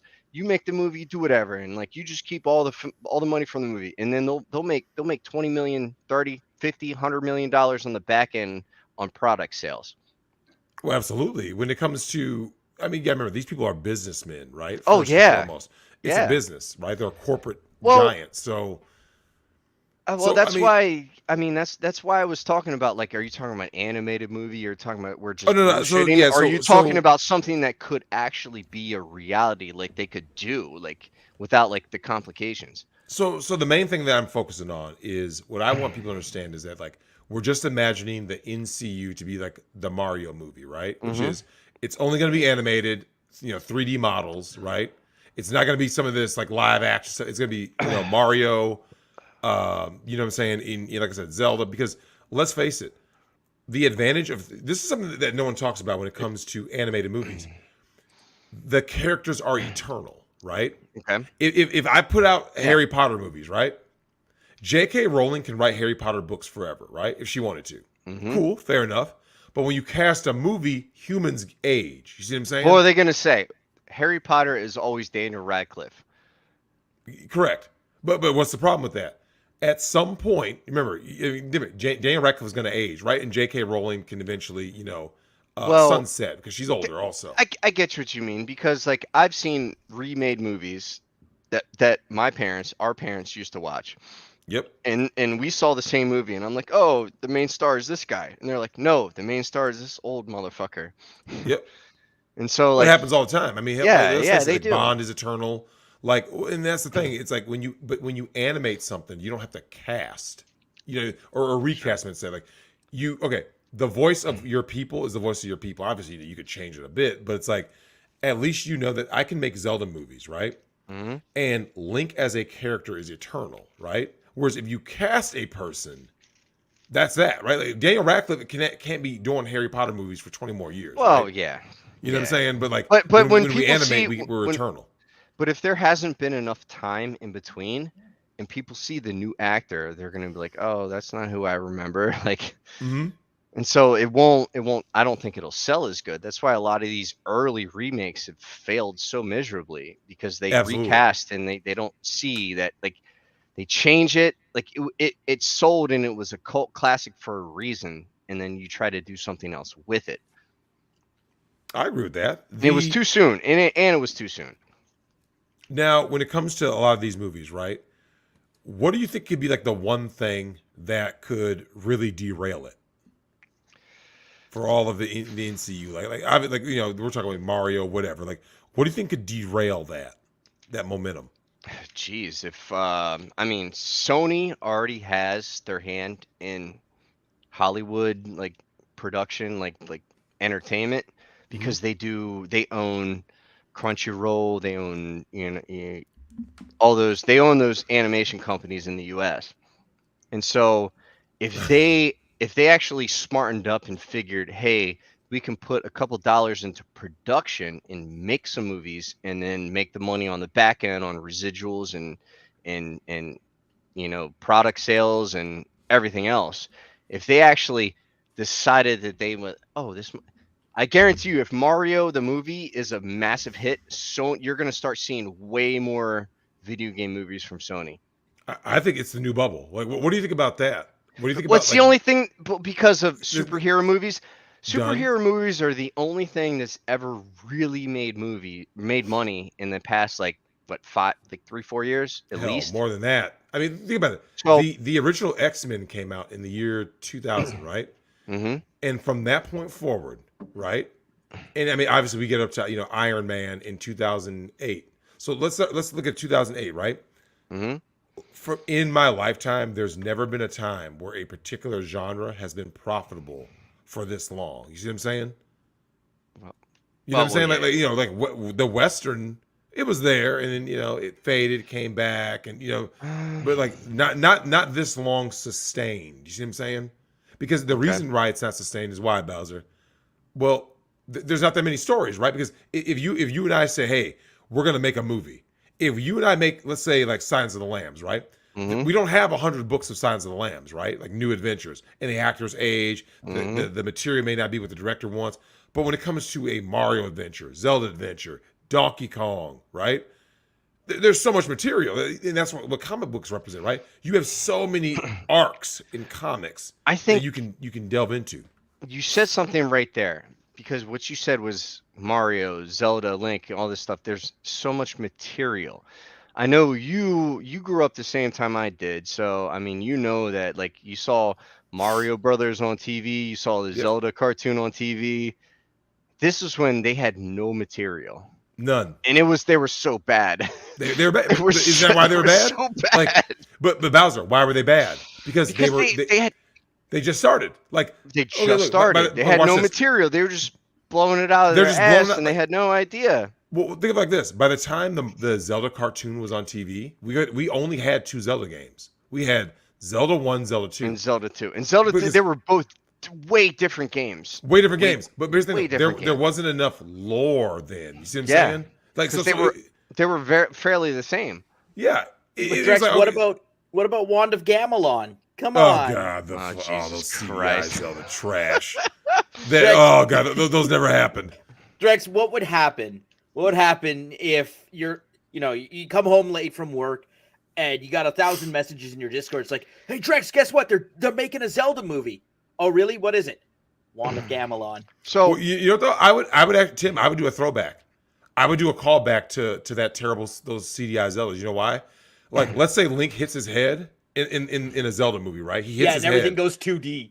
and he goes like this. He's like let's say he stumbles into like there's some water or something, right? And he looks in there, he's like, oh, but what he saw was like wow, that was a bad dream. Yeah, like, oh god, shit, that's terrible. Like, because like those are those little things where like as an audience we can't help but just like that's the heartwarming stuff, because like Bowser, these movies now don't have any heart in them, right? There's no heart in soul. Yeah. I mean, it's literally like there's manufacture. Preach to you. Let's push a political agenda, and it's just like it's not fun. It's like I don't want to go to a movie to watch a movie that's gonna just lecture to me the whole time. Correct. Like I go there to get away from my life, and I just want to see something that's just gonna escape me from my normal daily bullshit that we all have to deal with. And it's just like I don't need the lecture, man. That's not what we want, man. Well, Bowser, let me ask you this: which one? Getting isekai. Oh, what's that? Getting isekai. I can see getting isekai. Yeah, I could see that. Like transport a boy from the real world into the Zelda universe, and Tim, becomes Link. I mean, I like how like you guys the whole time were talking about like animated movies and all. I'm like, I was thinking in my head like, how could they do this live action? Because I know they've always been bad. I think it'd be terrible. I think it's terrible. Bad, but I got 2. I had 2 on there, and they technically. I mean, it'd be hard just because they just have to use the story concept. because there's so many games in the series. They would just use the concept and like just the basic world, but like didn't have to stick to any story. It would be Final Fantasy. They could do it. They got all the sets from like New Zealand or whatever from Game of Thrones. I'm pretty sure they never broke those down. The shit's already been made, so they could get the sets at a discount. They could do a lot of the stuff. But it's like real stuff. I was thinking like you also have that, and you have you could do Zelda at the same time, just because of like the whole. They've been doing a lot of stuff. They've been doing Rings of Power. They've been doing House of the Dragon, all the Game of Thrones. So the sets are there, and a lot of the things are the initial costs and everything. And you could do it where like they have the actors that know the language. You know, you could learn the story. Things, it's complicated, but like you look at it from like a legitimate, like, could they actually really produce this? I mean, I get with when we're talking about animated, you could do pretty much anything animated. Well, I think that's the reason why I stuck to animation, because it's limitless, right? Once you start adding live action, man, I'm telling you, a lot of things just start going off. Like I said, with actors stuff. Like, here's the thing: everything looks the way it's supposed to. Animated made from Japan. Yeah. Flash knows. Hey, if he wants to call in. Well, the thing is, though, is that when something is animated, let's always talk, looks right. Tell Flash to watch Gundam again so he can cry. Oh, poor Flash. Poor Flash. Poor Flash. Why you gotta do him dirty like that? Now, Bowser, let me ask you this, and we'll get you out of here. Who do you think would make for the best villain depiction in an NCU? Ooh. Best villain. I mean, when I saw the trailer for Mario, man, they did Bowser justice, man. He looked good. I thought so. Yep. But overall, Are we talking about like a legitimate like series game, or are you just like talking about like a Smash Brothers type thing where just any villain like, from the Nintendo universe? You could play it like how they did with Wreck-It Ralph, where they brought in all the fucking games, or Ready Player One. Mm-hmm. Those ways where they threw in one thing from something else that's never been established, but you could do that where you had a movie where everything was coming in. And I would love to see Mike Tyson from Mike Tyson's Punch Out just come in and just one punch, the whole fucking crowd gone. Wow, that was the bane of my dude. When I was like 7, Mike Tyson was the bane of my existence. Oh, Mike Tyson was no joke, man. I think that'd be a great cameo. Somehow having well, I mean, hell, that'd be like, I talked about making like a grindhouse kind of thing. Some of the correct dances, Mother Brain. Yeah, there's so many great villains. When it comes to these villains, though, Bowser, which one do you think like pops, especially for someone who doesn't know the character, right? Like, because you know how sometimes there are certain characters that like, because like I think Thanos did this right. Because people don't even need to know Thanos. Like, oh my god, this is a villain. I can't I mean, it's the obvious choice, but I can't that can't be my answer because it's too obvious. Would be Dracula from Castlevania, because everybody knows Dracula. Yep. But that's too obvious, and so if I had to pick something else besides that, man, God, that's a hard question, man. I don't know. For me personally, Ridley. I understand where you're coming from, but that's like that's a specific fan set. Like, people don't know. Maybe. No, just the villain that I want to see given the best justice. Because I agree with you. Oh yeah. Of course. Yeah, they did a great job with Bowser. Yeah, dude, I was not you, Bowser, but the Bowser. Look, and my last name is Bowser, but hey, that has nothing to do with why I like Bowser. But hey, I thought he was well done. I thought the way they did him in the Mario trailer was great. Oh, it was good. I'm excited for him because like I just think that the people need something different. Because this is what I truly believe. I believe there's a bunch of people sitting there right now who have money in their pocket and they just wanted a damn escape away from all the woke. You know what I'm saying? They're literally sitting there like, please, someone give me a product that is not woke so I can give you my money. Like, That's why, please, I'm begging you. That's why I said if you could spend the money, I honestly think that a live action version of Metroid would be better than an animated version, because if you could get the writers right, you have sets, you have the alien sets, you have all this stuff. Like, not talking about that, but like Prometheus, all this stuff. They've done these movies with that scary, like really horror, like holy shit, like the alien's gonna come out of the corner and fucking jump scare you and like scare the piss out of you. But it's a game movie, and then at the end they don't show you all this silent protagonist. You could do it or not, whatever, have an ambiguous voice, whatever. But then gender reveal at the end. I think that would play better, because like the fans know who Samus is, but the non-fans don't know, and they'll be more likely to watch. Maybe the first week people start talking and they're like, "Yo, the badass hero is a woman." Yep. Our Because bounty space. I mean, I'm just looking at like what might actually get funded by these producers in Hollywood. They hear a story like that and they're like, "Oh, maybe we'll put some money into it." Strong whammon. Right? Strong whammon. But it's strong whammon in a sense, and it's written in a way that's right. It's not like it's not bullshit. It's not stuff that's not going to happen. It's just like, hey man, we find out that she's a woman at the end. She was badass. We fucking loved the hero, and we wanted to see more of the hero. And at the very end, you find out it's a woman. And you're like, oh shit, maybe women are cool too, right? Yeah, for the it's not like you see a woman and you're like, oh, that bitch will never do nothing. You see it at the end when she reveals it, and you're like, wow, that bitch did something. Well, yeah, she went the whole movie and did it. Bowser, any last words? Hey man, I mean, not really. All right. Thanks for joining us, Bowser. Appreciate it. Thank you, sir. Later, guys. Peace out. Peace. Drex, are you able to get a call-in link for Yellow Flash if he wants to call in? I believe so. Let me see.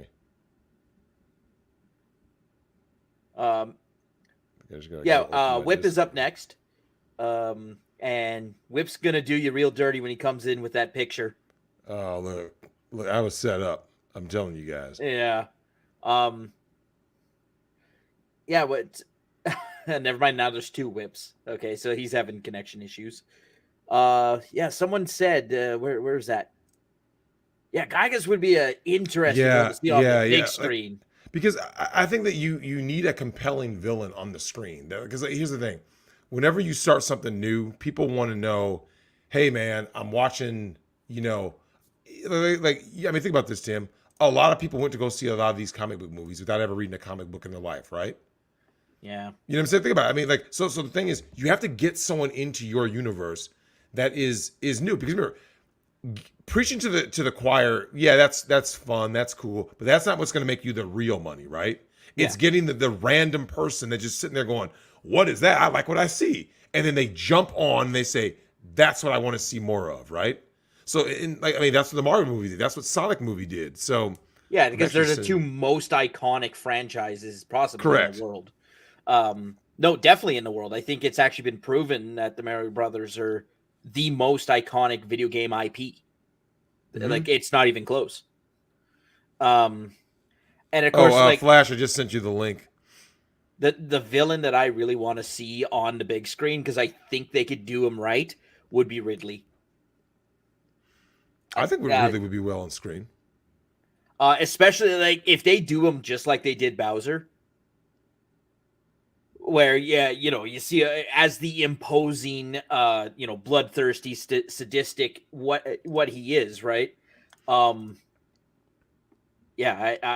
would love to see that. I'd love to see how they interpret it. I still think everybody has to stay animated. I think the moment you start to do live act, I just think that it starts to collapse because let's face it, these idiots don't know how to do anything. So Well, that's like that new Jurassic World, right? Like you could do Ridley in that style, and it would be terrible. I can see that. I can see it Yeah. being awful. Yeah, it would be awful. I just think that It wouldn't I feel think right. that it would feel better to have it all like one thing. Like I said, when you go to see a Disney Pixar movie, right? You go to see those movies, the Illumination movies, they're animated. Yeah, Ganon was my pick for villain I'd like to see. Ocarina of Time I thought was his best performance since you're seeing Ganon before when he's just Ganondorf out in the desert. And Zelda's young, Link is young, and Ganon is serving the king, right? So there's that whole betrayal arc. He rises to power. I think that would be very great. Street Fighter set live action back 100 years. Look, man, Raul Julia in Street Fighter was god tier. That's the one I want live action, just because I want to see the ladies. Well, I mean, some of the things that have been in video game movies, like because I think that the live action element actually dates them much more. I think that's what ended up happening. Let me get rid of that porn bot. 1 second. I didn't have the right window open. Where is it? There it is. See ya. Oops. And see ya. All right. Sorry about that, guys. Let's get Whip in here. He says he's in twice, so I just got to kick whatever one doesn't talk. No. All right, Whip. Which one is you? That's you terrible. Like that, Drexel? Wait. That's horrible. Look. You guys are doing me dirty with the handlebar. Cat did me dirty. Nick did me dirtier. Yeah. How could you, Whip? How could you? How you got to come in here and disrespect our host like that? Oh man, I'm diabolical, aren't I? Hey, you real diabolical. So, well, since two of my ideas have kind of been talked about, first being Metroid, let's go with fucking F-Zero. All right, F-Zero movie. What are you gonna do with it? All right, man. So here's what I'm thinking. Here's what you do. Make it like an offshoot of Speed Racer. Mm-hmm. So, like, you got everybody coming in there, and, like, it's a normal race, right? But somebody's fucking shit up about the race. Like things are mysteriously going wrong with people's, crafts, right? So, like, throughout the race, Captain Falcon has to figure out who's doing the fuck shit, and then you have that showdown, and he fucking kicks ass. All right, it'd be great. I think it'd be really great to have F-Zero because I think it goes back to what I said earlier, Whip, about Star Fox. There's something one thing I think that we are missing on the big screen is that high octane action, right? Like that, man. Balsam, because in F-Zero it is fast, right? F-Zero, when you look at the when you look at the vehicles in F-Zero, and I think it takes place in 25 something AD. Like these guys are going fast, Oh yeah. There's something about that speed that I think we haven't really seen on the screen before. At least not in recent memory. I thought the Speed Racer movie that the Wachowskis did, it had great colors and all that. Like it felt hollow, right? It looked good, sounded good, but it was just hollow. So my question to you would be this: how do we get F-Zero where we actually care, right? Now, hang on a second. I got an idea. The dogfights in Pearl Harbor. The dogfights in Pearl Harbor done with the F-Zero cast and crew. I mean, swap out the scenario obviously because it's not going to take place on Earth. It's not going to be live action. But if you remember the dogfights in Pearl Harbor, when the bombing actually started, I could see that being a proper plot line. Mm-hmm. Yeah. So of course, God damn it, and I wish I knew these franchises better, but you're going way, way back in my childhood. But what would be the antagonist force in the Star Fox franchise? What was the enemy forces called? So Andros is going to start because, of course, he's the one that was turned away from Lilat because he was a scientist, and Andros's whole plot arc, right, of being consumed by all of his, megalomania, basically, and then you have Wolf, right, Wolf O'Donnell, and Fox has his rivals in Star Fox. Pigmer Danger was the traitor who betrayed his dad. Like there's so many villains. It seems like Star it's Fox. a well-built Dude, universe.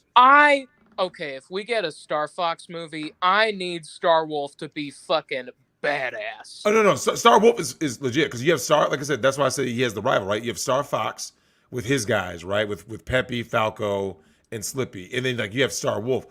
Wolf O'Donnell makes for a fascinating villain, especially because in the games he starts as a villain and becomes an anti-hero, right? Because he's the one who saves Fox. Like just like Fox actually is on the verge of losing, and he's saved by Falco, right? His hot-headed co-pilot. So there's so many things because we haven't seen something high octane really since most audiences since Star Wars, right? To see something on screen and see you have your main guy, you have the sidekick guys, just something. There's just nothing on screen that makes you like I said until this most recent Top Gun. That's like that blood pumping. Just this is what I want to see. You know what I'm saying? Because most of these movies now they're preaching to you. An F-Zero movie would give you that, right? It gives you that high octane action. Falcon is a bounty hunter, right?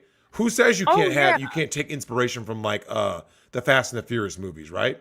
There's nothing wrong with having just popcorn stuff. Speed Racer meets Fast and Furious meets Top Gun. Yeah. That would be God tier. Because the race is going to be the end, right? Just like if you guys remember the original Fast and the Furious, everything leads up to the very end when of course they're out in the desert and stuff, but there's all of these things. Yeah, Star Fox should be Top Gun in space. It really should be. When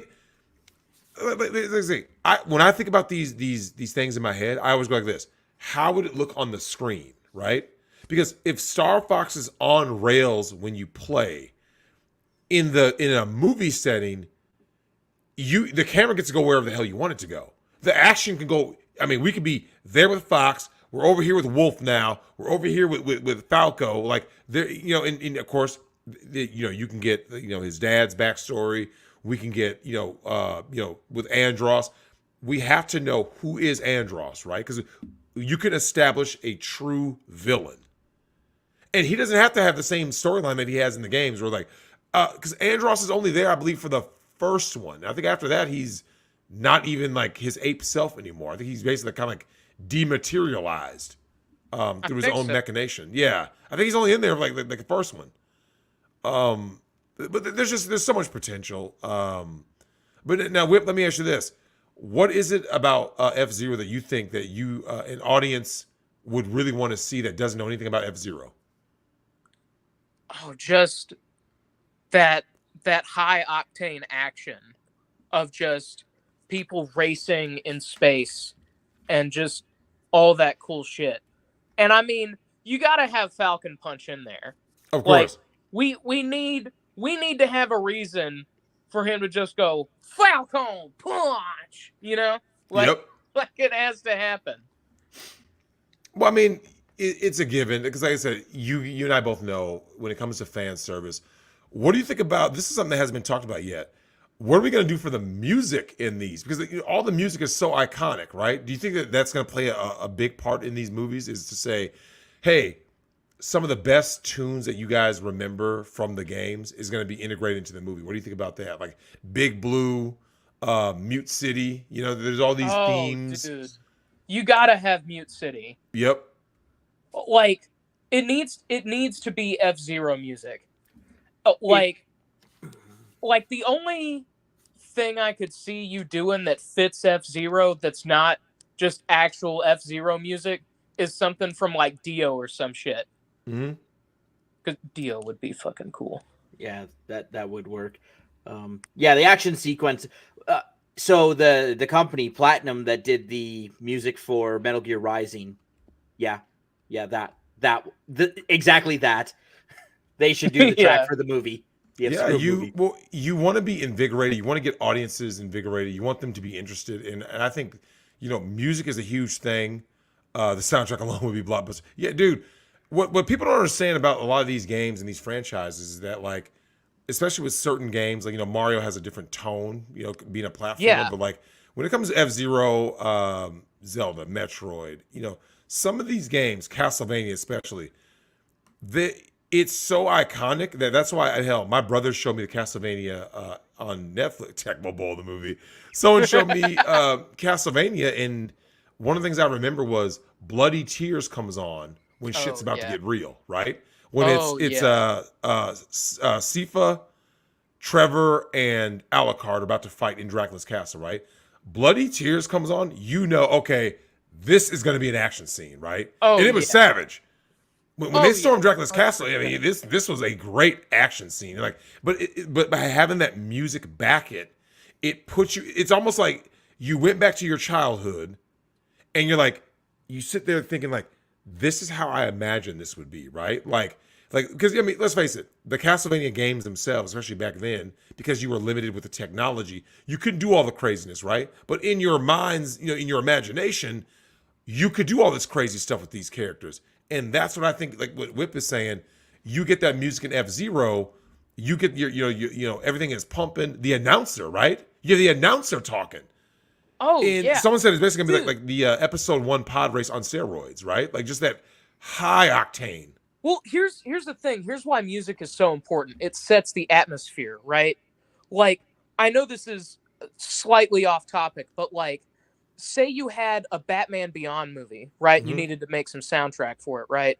I'm sure you'd probably want to get, the opening credits theme in there somewhere, right?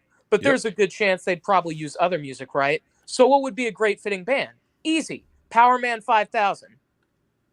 Like, there you go. But here's the other thing, right? Take horror movies, for example. Why is Halloween so fucking scary? Because of that score. The score. It's that damn score. Because here's the thing. You don't believe me? Watch a scene from a horror movie, but mute it. It's infinitely less scary because the music plays so much into the atmosphere, right?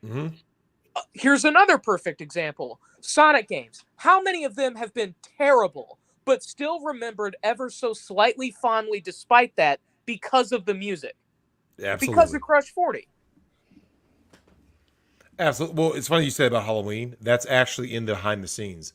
James, John Carpenter had not put in the score yet. And so when they were reviewing the movie, right, they're checking the dailies. He showed the movie, right? So you remember the scene where Michael is walking toward the school, and when Tommy drops the pumpkin. In that scene, he showed the movie without music. It is the unscariest thing you've ever seen because it's just Michael walking, right? True. It's literally just him because he's stalking, right? So it's just him walking. Right. They're like, this isn't scary. This isn't good at all. And then when you add the score, it's like, oh my God, it's a whole different movie now. Like, right. It changes everything. And I think that games like F-Zero have that music where it's like, I mean, some of those scores, and Smash Brothers is known for this, right? Because you take the music from the games. Facts. You listen to some of these themes, and you're like, bro, this is like, I mean, you can literally turn it on and just go to sleep like this. Because the music is so good. Exactly. And just another thing to further prove our point, piggybacking off of the Halloween thing again.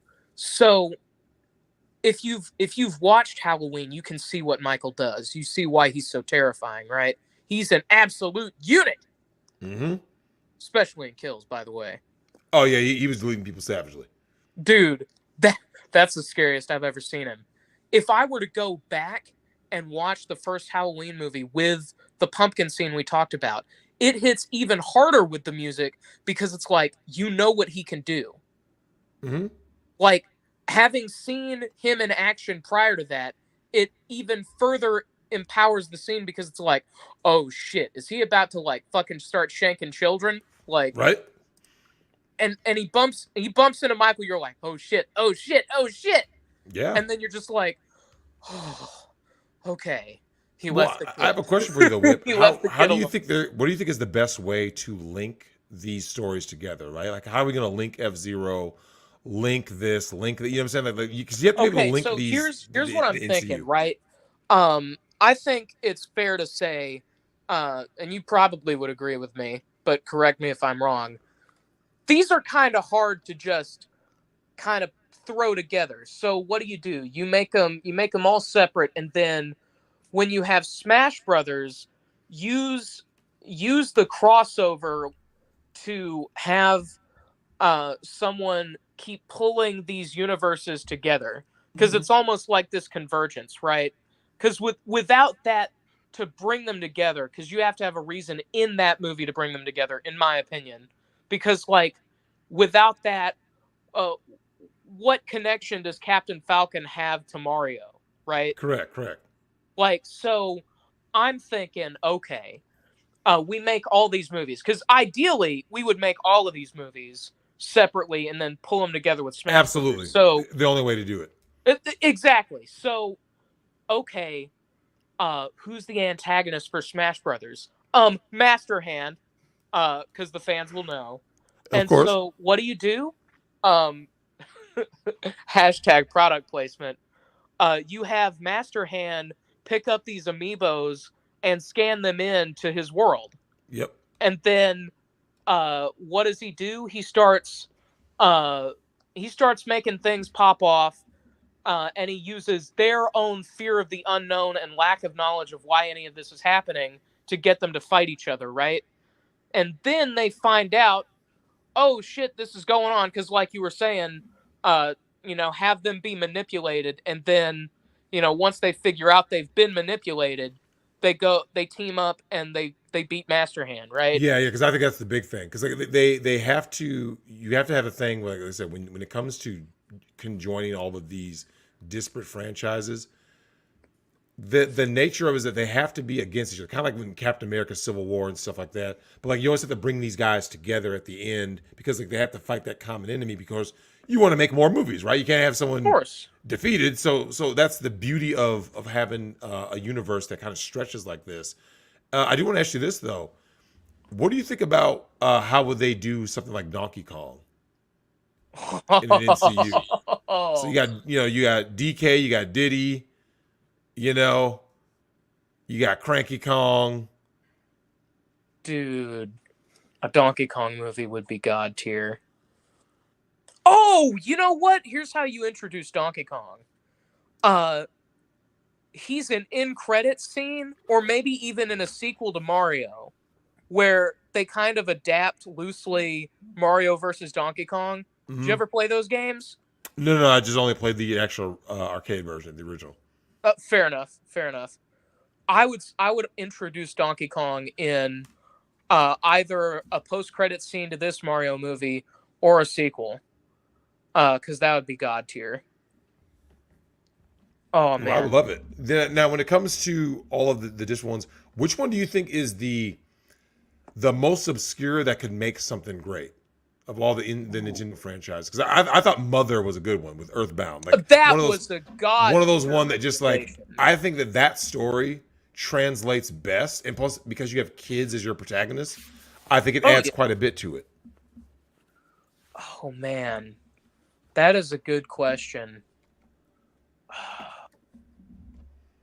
Shit, I'm racking my brain because Earthbound was such a good obscure. Well, there was a Donkey Kong anime. Animated cartoon. It was Cartoon Network. It wasn't anime. Was it? Wait, that was a thing? Yeah, no, there was. Good God, I gotta go find that. It was an old Cartoon Network show in the 90s. Yeah, it was a Donkey Kong show. I kind of want to see that. I know it's gonna be terrible.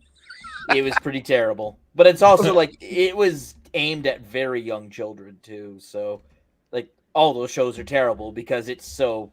Yeah. They basically they underestimate the audience of the child. Like kids can handle more than I think they're giving credit for. Like I think kids can handle a lot of stuff that's more intense.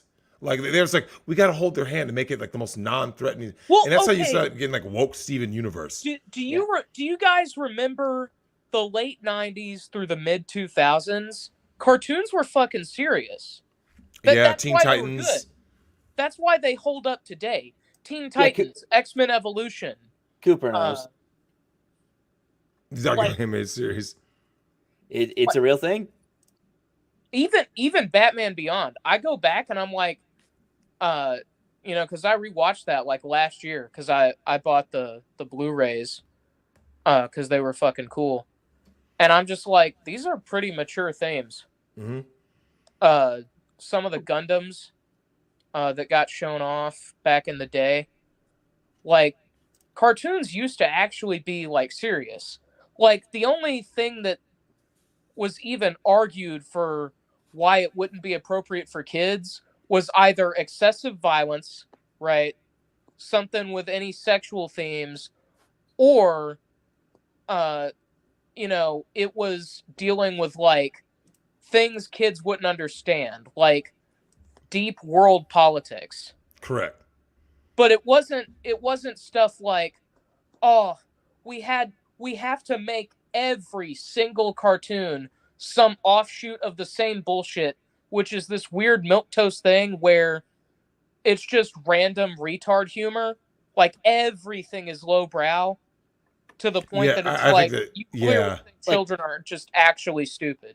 Drex, when you and I were growing up, that was the heyday of animated movies. Like Mask of the Phantasm is still one of the best top 5 animated movies of all time. Animated Batman. Yeah. Mask of the Phantasm I can watch right now. I need to go rewatch that. That's a fucking great movie. It holds up. That. I have seen it recently. It holds up. Oh, I bet it does. I remember watching it back then, and I was like, yeah, this movie's just great. Plain and simple, it's great. Do you think you could do it live action? Would it be the same? Would it be better? If you did it right and there was no wokeness and there was none of the bullshit, and Heath Ledger was the Joker. Like not the psychopath Joker, but the mafia Joker. Because Drex, you've talked about this, right? The Joker evolves over time, right? Mm-hmm. So you usually get like batches of 3s. You get the complete psychopath Joker. You've got the comic relief Joker, and then you've got the super serious mob boss Joker. Yeah. Here's the thing. One of the things about characters, and this goes back to games. It doesn't matter what form of multimedia you come from. There's always different iterations of the same character, right? We've seen this throughout history. That's the reason why there's Toon Link, there's super realistic Twilight Princess Link, right? Like there's so many different versions of characters. Like if I want to make someone like jokey, like you can make Bowser a joke character, or you can make Bowser very menacing. It's about the tone of that particular Mario, right? Yeah. Like neither one is better than the other. It's about what is the world that you created for that particular story? Because, I mean, let's face it. At the time, for those of you who remember, Toon Link was not well received at the time. Wind Waker was not beloved when it came out because people were like, this isn't what I wanted, because everyone wanted the hyper-realistic Link, right? That came later with Twilight Princess. And now it's beloved. But it's like, that's the thing. You don't always know, but the thing is, as long as something works within its own world, I think it's great. Oh God, the Rocketeers! Oh man, yeah. Mask of the Phantasm captured another thing I would the put mood forward is that like part of why I think Toon Link works, aside from being fun, is that he's not the only Link going forward. Yeah. Because if he were the only version of Link going forward, you'd be like, okay, he's all right, but that's really kind of fucking lame. After we got Ocarina of Time. Well, yeah. You get spoiled by whatever your thing is. Any last words, Whip? Oh, man. Well, first of all, thanks for having me on again. Of course. Even despite my trolling avatar. Look, Kat continues to troll me by sending random stuff. She started sending stuff to Andrew. Nick She's did been doing me dirty. Nick did you so dirty. Well, you know what they say, happy wife, happy life. Oh, who went there? How long have you been friends now with Nick? How many years has it been, Drex? Yeah, it feels like two lifetimes. I mean, it's all the goodwill is now gone after that shit show that happened. They did me that dirty. They even I had people send in. They had it where it's me, but it's her. It's a woman's foot instead. I knew that. And I'm like, oh. They had the X-ray of the foot inside of me. And I'm just like, they're doing me. They did me real dirty. Drex, you want to know my favorite part about the thing that Tim made an emote in the server? What's that? It's that if you look at it closely, it's not even just cropped out, but they fucking removed your eyebrows randomly. Oh, did they? Don't know why. Is it? Yeah, let me put it in general. It's only your eyebrows that are gone. It's so funny.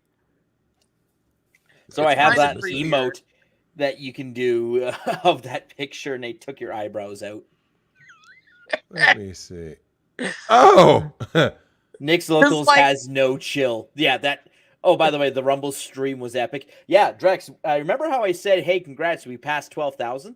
yeah. We're at 14,200 subscribers now. Hot damn. Congratulations, y'all. Good shit. We're closing in on 15 here. This is God tier. They really But yeah, did the me Rumble like that. stream was epic. I know that I They was did remove I was in eyebrows. Calgary on my laptop, but when Nick came in to do the when we were roasting the snakes and Nick came in, I had to mute myself because I was laughing so hard. Like fucking Nick. Well, his stupid fat guy voice. Yeah, and then stupid. The old time just like, oh god. the Mr. Y for the old time's sake, and yeah, Oh, now we God. know who Mr. Y was from. Yeah, I know yeah. A that lot of it people means don't more to know. you. A lot of people don't know that, like virtually every voice you hear Nick doing. So people think they always thought this whip. They used to think that I was just like laughing because I was laughing. I'm like a lot of the voices and like faces that Nick's making. All of these are people from our past. Like the voice, the mannerisms. So it's like to the audience, they're just like, oh god, this is just some random shit. It's like no, these are real people. The lamest people you could ever imagine. That's funny. Oh god. But yeah, Whip. Any last words about what you would like to see out of the NCU, F-Zero or otherwise? Very, very quick and dirty before I get out of here. I would love to see an adaptation, a faithful adaptation of Ocarina of Time for Zelda. I want to see Link and Sheik team up and kick Ganondorf's ass. I like it. Oh god, that game. That would be so fucking cool, man. Yeah. Bronca is just Drex in white face. Yeah. I started watching He's that great. stream. He kept dropping red pill after red pill. The first time he was like, dude, don't get married. Yeah, like, Bronca knows. What? Yeah, and I think he is married, right? Yes, I think he is. Bronca's married. Yeah, he knows. And he's been in New York. Dude, if people knew the laws, I thought Mr. Wise could street the rage stream. Yeah. No, so It's a so real Marcus. person. So when Nick is doing the Mr. Y voice, it's a dude from our past, and Nick is doing a mock-up, and that's why, because like he picked the worst voice ever to be the voice of Mr. Y. So yeah, that's a real dude. So it's not like a fake voice. The voice Nick makes as Mr. Y is the real dude's voice. Imagine he's coming like in like actually doing an earnest impression of that guy. Yeah. That's the actual voice. Like because people think that it sounds so why do you ridiculous. have a dude that sounds like that? Imagine Right? coming in like that, Drex. Like you're talking shit to someone, you come in with that voice, and you're gonna talk shit. Well, that's the thing. He's just like my buddy Nate, and I'm just like, oh. Hey Drexel, can you look very lovingly into my eyes and whisper sweet nothings to me? Well, the thing is that we were all sitting there, and at first, people were like, okay, when no one's met somebody, like they're in disbelief, right? Like they're like, he's trolling us, right? Like, he's fucking with us. Like, yeah. You don't think that that's the guy's real voice? You're like, wait, this is his real voice?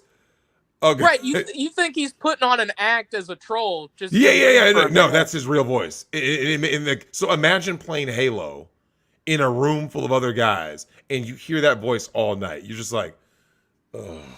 Okay, so I don't think everyone knows the origin of DrexyPie.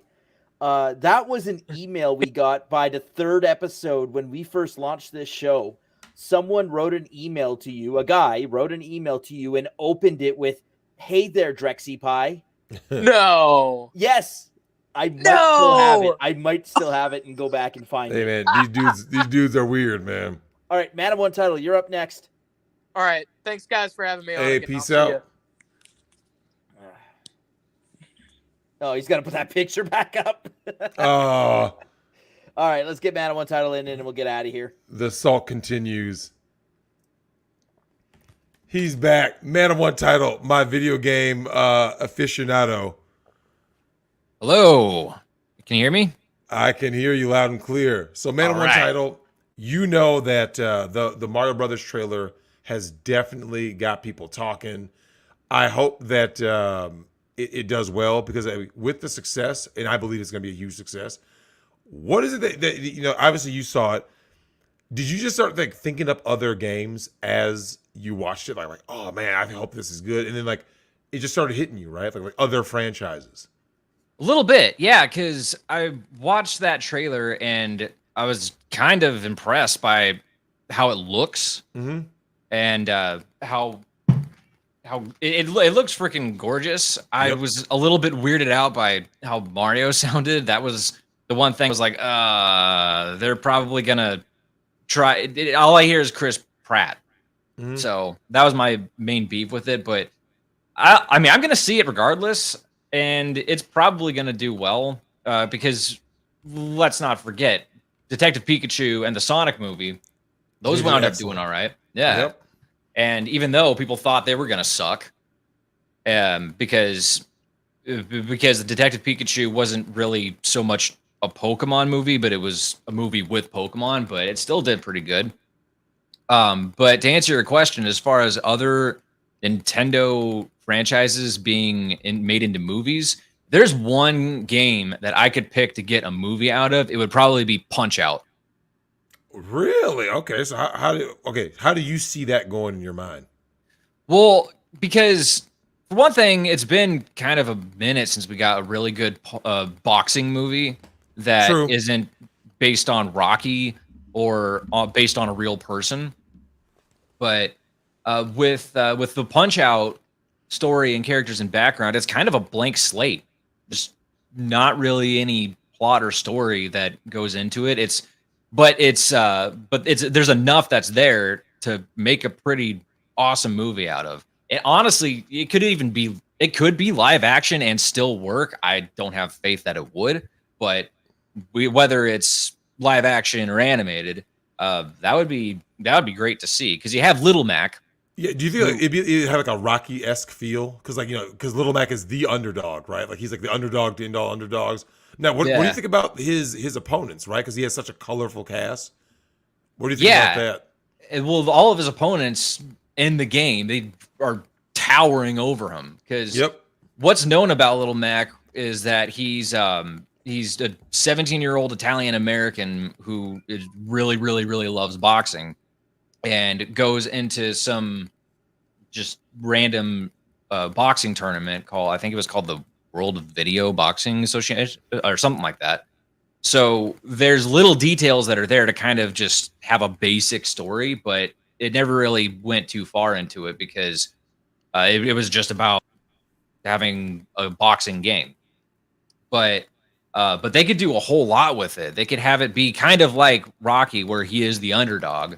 But they could make it to where he really shouldn't be in this tournament because he's a freaking manlet. He's super short. He's only he's like less than 110 pounds. Right? And he's going up against, Bald Bull and Mike Tyson. Well, I mean, to be honest though, you could make it almost as an homage to the old UFC. Remember the old UFC had no weight class, right? Remember it was open weight. And who's to say Punch-Out can't be an MMA movie, right? Because MMA is more popular than boxing now. You know what I'm saying? In terms of like the public consciousness, you could make it so that I mean, we remember guys like Hoist Gracie, people like that, right? I think that what would really make the icing on the cake. Could you imagine if they panned over to the audience in the movie, and whether it's animated or whatever, right? And it's Mike Tyson's animated self in the movie, but he's voiced by Mike Tyson.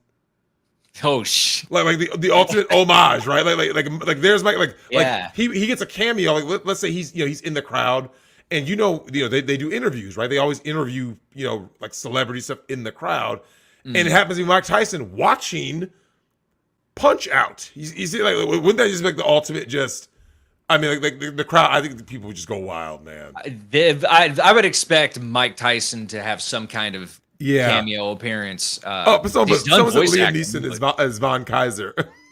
Oh God. Soda Popinski. Dude. You know what I love there's about a lot there's a lot you could do with it. Like there's a lot. Like you know what's crazy about Punch Out is that like Punch Out is this weird franchise where before woke, right? Long before woke ever existed, they had every racial stereotype you could imagine, right? Great Tiger, remember Great Tiger? Oh yeah. Narcissus Prince. You had Piston Hurricane, Aaron Ryan. You had King Hippo, Ball Bull. I mean, you had so many guys, right? And I mean, the thing about Punch Out is like you can't, because the characters are so colorful, right? That like I think that you get away with all the stuff that normally they would say, oh, this is offensive, it's racially insensitive. Punch Out has such a hilariously over the top cast of characters. Hell, remember Piston Honda, right? Oh yeah. I mean, just with the little eyebrows, darting, and just all those little quirks, right? Don Flamenco. Oh god. Don Flamenco. Oh god. Don Flamenco. Like every time I saw that guy, I always thought it looked like Adam Sandler. Oh my god. I never thought of that. It totally does. Like ever since I put those together, I haven't been able to not think of that whenever I see them. But holy shit! Like now that you say it, like I immediately have like this image. I'm like, it's Adam fucking Sandler. Adam Sandler just dancing his way into the boxing ring. Oh my god! With a rose in his teeth. Or wait, who was that one guy from The Big Lebowski? The Jesus. Oh, I forgot.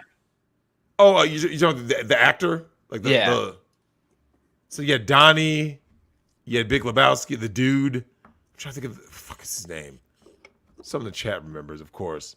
So see, it could work. The live action as long as they got the casting right. But you have a point, because they were a lot. They were colorful, and they could be seen as stereotypical, but they could do it in a way where you have all these different boxers from different countries. Yep. But they do it in a way where it does those nationalities justice by having like really badass. Oh, of course. Instead of comical and. Someone put Antonio Banderas. I see they got who could forget Super Macho Man? You had Mr. Sandman. You know what's crazy? Someone put Nova Slim Pilot put this funny as shit. He says Harry Styles is Gabby J. Hey, let me ask you this. Maybe Harry Styles, when he turns 50, then perfect. Who do you think would be the funniest person, whether it's voiced or whatever, to be Glass Joe? Oh geez. The ultimate lame. Man, that'd probably have to be I don't know. I'm trying to think of who has been in a movie that where they fight and he just completely loses. That was like hilarious and embarrassing. There's somebody that I'm thinking of, but I can't remember the name. I'll have to come back to you on that one. Well, but there's a lot to choose from there. Y'all ain't right. I said Gilbert Gottfried. You're real. Y'all ain't right. You know what I find funny though that you said Punch Out is that like you get to have you have Doc on the bike, right? The little bike montage scene. Like Punch Out is one of those things because like you're right. It's like one of those things that it's so beloved yet so underrepresented, right? It's like we don't have a lot of Punch Out games. You know what I mean? Like everyone there's loves only Punch been Out. 2 or 3. No, there's been 3. Yeah, because there was one on the Super Nintendo, one on the NES one, and then you have the Wii version. Wii, yeah. Is there? I don't remember anything else, right? There could be. I don't think. Rackets joined Mark Richards' Glass Joe. Oh, Second Nick and his voices. Someone did jump in late, Drex. Can I pull them in? Oh yeah. Enigma. Yeah, Enigma the Basement Troll. Is that someone from Twitter? Is that someone from your Twitter? Maybe. What's up? Hey, how's it going, guys? Enigma, We what's did- happening? Yo, Oh, not too much, not too much. I actually was not expecting to get pulled on, but figured I'd plug in the mic, plug in the headset, and see what's up. Yeah, well, I mean, Meta One title mentioned a game that I'm not gonna lie, it actually slipped my mind for that would make a great NCU movie, which is Punch Out. If you could have one, what would you do? Uh, well, has anyone mentioned Fire Emblem yet? No In the Fire chat, Emblems yes. yet. In the chat a bunch of times. Oh, I'm sure they did in the chat. I kind of came into this very, very late, so I'm not sure what has been mentioned, what has not been mentioned. But yeah, I think Fire Emblem could work out quite well, especially with popularity of stuff like Lord of the Rings. That could potentially work. It's just a matter of how do you go about casting that. Yeah, well, that's why I always said to do it animated, because like if you animate something, the characters are all 1-to-1, right? They look exactly the way they're supposed to. Whereas once you go live action, that guy doesn't look like him, he doesn't sound like him. But as long as they stay animated, let me ask you this: which adventure in Fire Emblem do you want to see, or do you want to see like just something brand new but with your guys, right? Whether it be Lucina, Roy, Marth, whoever, you know what I'm saying? Like, what would you want to see for a Fire Emblem Well, movie? I came into the series fairly late. My first Fire Emblem game was actually Fates. Yeah, I know, not the most popular game in the series, but I think if you were going to do Fire Emblem, maybe start from the beginning with Marth, and then from there you could go into Chrome's storyline, since those are directly on the same timeline, or possibly even Three Houses. Oh, with Byleth? Yep. So, what do you think is going to be the thing that gets people? Because the Japanese audiences would be excited, obviously, but like, Oh, of how would you course. get people who have no clue what the hell Fire Emblem is, right? And you want them to be like, "Hey, yeah, I'm excited." Do you think you want to play off that Lord of the Rings angle to get them kind of in the theater? That might be the way to do it. In that particular case, if you're trying to go from the standpoint of folks that might not have any idea what the series is, maybe do Marth and Crom. Like maybe have a little bit of Marth's storyline as kind of the prologue. Jump to Crom in the present day, and then from there you could work with it, because obviously Lucina's playing the angle early on in the game that oh hey, I'm Marth. Oh, well, man, have you ever played the Fire Emblem games? no, Yeah.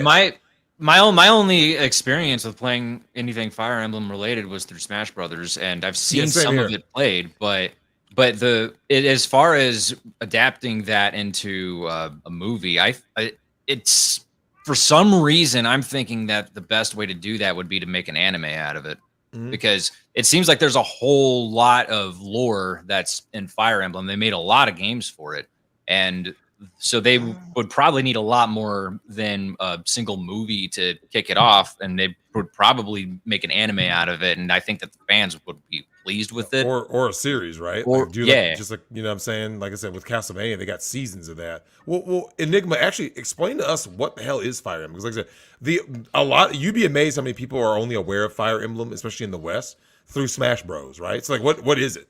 Exactly. Well, it was one of the first games that was strategy RPG, and whole aspect of the early game was the early games in particular was you had your small army, you're going across the map, whatever your missions are.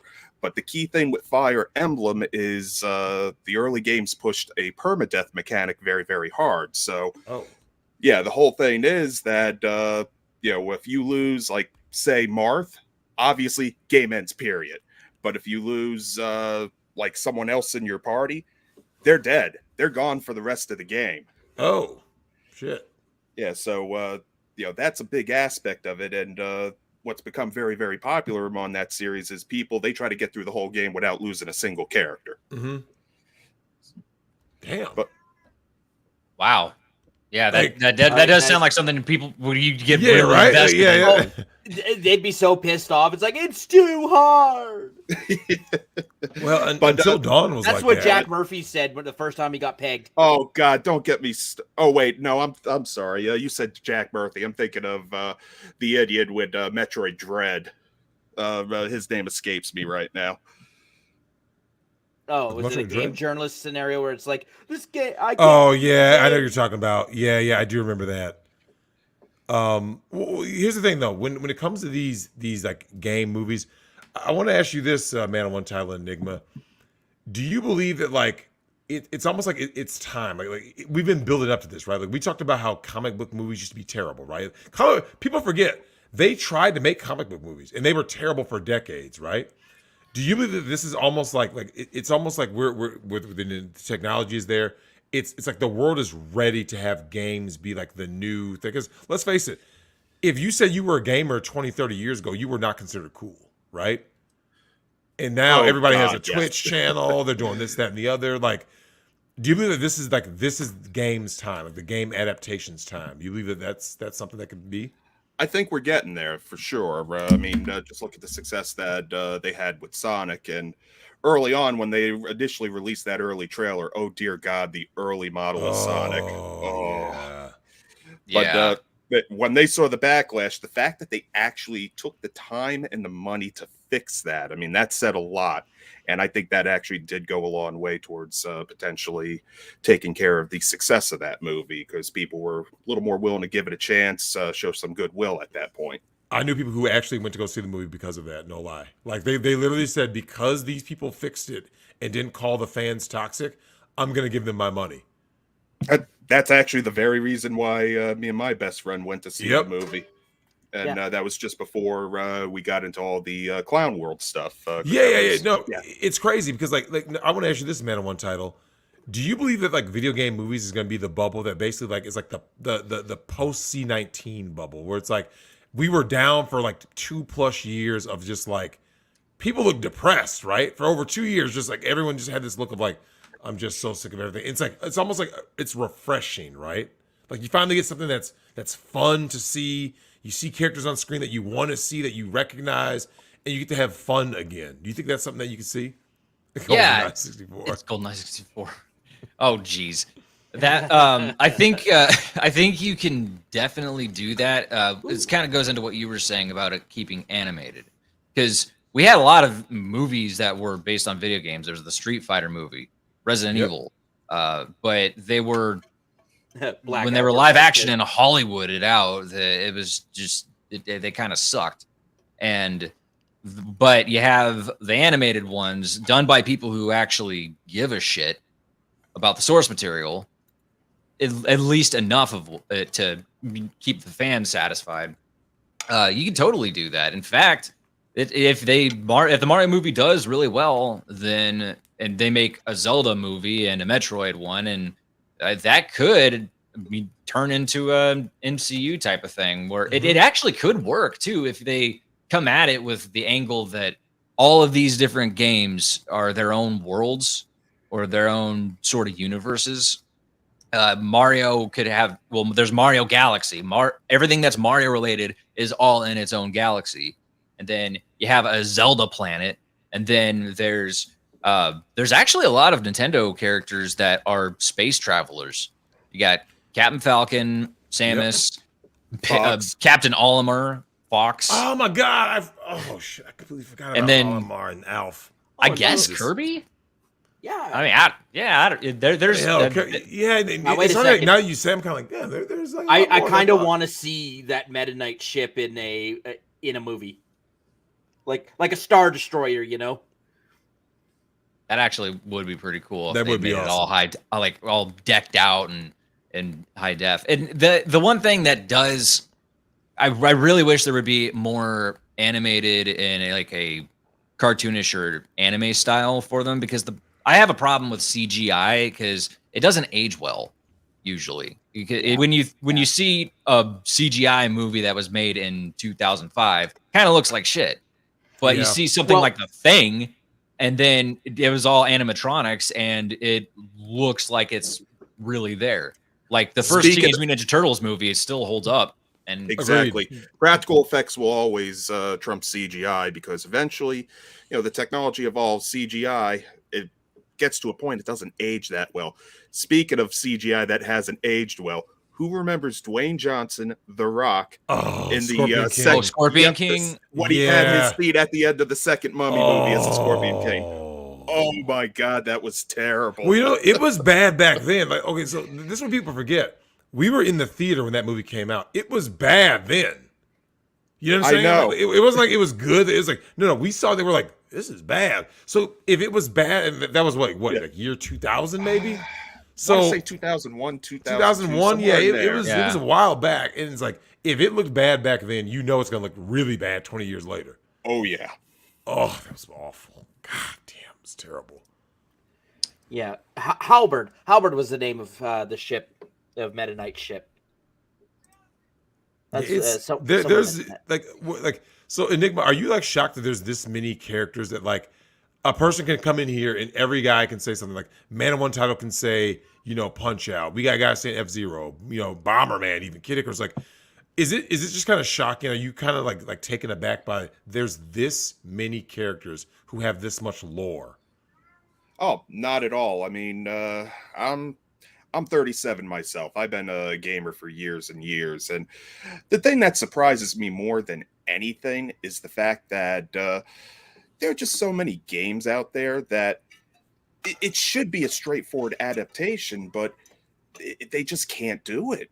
And that's what gets me the most of all in a lot of these situations that, you know, I mean, I understand something like Mario Brothers. I mean, holy hell, I was there when opening night in 1993 when I was like 8 years old. Oh, man. I actually apologized to my father for making me no. go to that movie because that was the first movie I went to see at the theater where I myself am sitting there. As I said, I'm probably 7 or 8 at the time. I forget exactly when it came out, but I'm sitting there and I'm like, oh my God, this is bad. And Oh, what man. more could be said? I gotta say, Alextimus, Mortal Kombat is still a guilty pleasure of mine to watch Yes. that movie. Yes. Oh, the original first Mortal Kombat was excellent. Yep. That was one of the Street first Fighter games is that a was guilty decent. pleasure. Like if you take Street Fighter as satire, the movie actually is it's excellent entertainment. You know, if you take Street Fighter seriously, it sucks. Yeah, there's just something about those old games, man. Those old games that just Something about those old translate well. movies too, because a lot of the old movies that were in 2000s and like late 90s, I mean, they didn't take themselves too seriously. They were all just they knew it was just a movie that you They kind of had like a tell they cheap had vibe. geek fun. out with. They had Yeah. fun making the movie, and I think that is missing from a lot of all media right now. Is it's all about the money. You don't have fun making it, and the reason that most game movies don't translate is because it's not fans of the game who make them, right? I don't know the story behind the producers and director of Sonic, but because of how true they stayed to the source material, I gotta feel like they actually played the game. Well, you can tell. Whereas She-Hulk, they didn't. They didn't read a comic. They didn't do anything. That Lord of the Rings of Power is terrible. Like, there's something to be said about when you see something where you can tell people care. And Enigma, do you think that that's going to be one of the biggest things you see if this does take off with Mario? Is that like that people care? Oh, someone said Turok. Holy shit! Can you imagine that? I would love to see all those crazy guns. Crazy guns and dinosaurs and survivalists. Rings of AIDS. Rings of AIDS. Damn. All right, That's Jex, let's terrible. get these guys out. Sin and Y jumped in real late. Can we just like lightning round them? Maybe like 10 seconds. Say. Oh say yeah, your game? we'll just hit them a quick hit. But yeah, thanks both of you guys. Enigma and Man of One Title. Always Not a pleasure. problem. You take Thanks care. for Right having me. See you guys around. Thank you, sir. Because I know you want to get going, Drex. So let's get Sin and Y in here. All right, Sin, you're up first. 10 seconds. Go. Yep. Fire Emblem Ike looks like Justin got it. looks like fucking not forget Berserker, the main character from Berserker. He does. Sword. So the iconic goes from a young kid to a big man, muscular. Bam. Everyone. Is that the game? Is that like the game's storyline? Like you see Ike when he's young? Because it's 10 seconds, I'm gonna go yes. It's kind of yeah. Someone. Oh no, we got a troll. This dude said Elliot Page is Turok. But, You know that Drex. You know they would do it. They Right? would. They would. They They you saw how they did totally Predator. Oh, that's Now not a let me bad ask you this one. though, Sin. What would you see as being like? Would you want like a new plot line, or would you just kind of adapt more from the games? just adapted from the game. It's perfectly written how it needs to be. It's as a Ike gets revenge of his father's disciple who kills him. He defeats the evil king, saves the country, helps the princess to become a queen. It's not really needs to be rewritten to make it better. I need to like one of these days, like I said, Fire Emblem is not my type of game, like genre wise that I would normally play, but like I'm always a sucker for good stories. You know what I mean? So like I'll definitely have to check it out and see Well, what the I stories had mentioned, are. like when we cross universes, I had mentioned I'd really love to see Marth and Link just like team up for swordplay, just going through a horde of enemies, swords and swinging. to answer like the multiverse like adventures thing, Mhm. you could literally start with Mario at the end credits, like him hitting the wrong box, mystery box, and it causes a whole collide. Similar to Like a rift. rift, almost like to the last Spider-Man movie. It could cause that, and then to start having all master hands and creating hands grab all the characters in the last credits of their movies to make the final movie or the second final movie of the Mario universe or Nintendo universe. Well, I just think that it would always be great because like everybody knows that they want to see all their characters eventually team up, and you're right, like Mario, because here's what people forget: if you grew up in a certain era, Mario was in every game. You know what I'm saying? Like when you play that, you turn on your Nintendo. I mean, we were kids, right? And even though we were really young, we started to understand brand recognition, right? And like the little Easter egg, because when you played games, Mario was the ref for no reason, right? Because why wouldn't he be the ref, right? Like we turned on Mike Tyson's Punch Out, Mario's there. You went to go get some cereal, there was a Mario cereal. Like there's something about, and this goes with what you're saying though, Sin. Just Ike being there, and then like Mario's there too because why not, right? Like, of course Mario's there because he's Mario. Yeah. Like Mario, like he's kind of like the jack of all trades, right? He plays every sport. He's in everyone else's games. He's always around. So it's like, sure, why not, right? Because he has like that special something that I don't think no one else in the video games has ever really made that, right? Like that transcendent quality, right? Yeah, and also because how the Mario games tend to be, it's always some wacky thing that causes Bowser to come back or some new enemy to come into like Mario the Rabbits. So it will make perfect sense to start with Mario with the whole universe and to have him hit like a mystery box to cause the whole effect of it. Yeah. But, Don't be racist, Drex. Be like Mario. Be like Mario. Yeah, Okay, I love it. Let's get Wise. Let's get Wise. Thank you. 10-second. Oh, thanks for coming on, though, Sin. Okay, so Wario. All right, so what are you gonna do with the Wario movie? I guess looking at the Wario Land games, like he is basically just a treasure hunter. Doesn't really give a fuck. R-rated. Yeah, I mean, is Wario gonna be farting on people? I mean, you could play that for kids. You know what I'm saying? Because like kids love fart jokes. Oh right? God, that'd be a Nickelodeon thing for sure. Yeah, like the epic waft at the end, just a butt blast and stuff. And like the slow-mo, like hair in the wind, Fabio style, but it's because of a fart. So it's oh God, yeah. Like, what do you think? What do you think? How they would pull that off? Like there's times where he'll come across pretty women and stuff like that, but he doesn't give a fuck. Or when he comes across them, or they usually kind of subvert that, but where like he tries to see like if they have any treasure that they can give him or food or whatever. Okay. Hang on, why your connection is trash, man. Like 1G. Gosh, sorry. Let's see if it just stabilizes in a second. Otherwise, I think he's Wise the last person in our call. So, how about now? How you say something? Testing. Oh yeah, that sounds good. It's still a little. Sounds all right. better. Yeah, get through pretty quick. Sorry, what happened? Oh. Yeah, no, it's terrible. Sorry, man. He's on the Obama phone. Yeah, he's on Spectrum Internet. He's on Spectrum Wi-Fi. Yeah, he's got what I've got. Where I mean, my thing may work or it may just go off for no reason.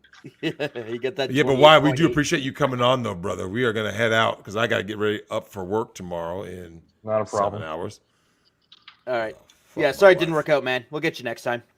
Okay. Thanks, but that concludes, man. Yeah, let us know in the comment section what you guys think would be your NCU fantasy film, or obviously a Smash Bros. Like roundup. Everybody there, let us know, and we'll talk to you guys later, man. Peace out. See ya. All right.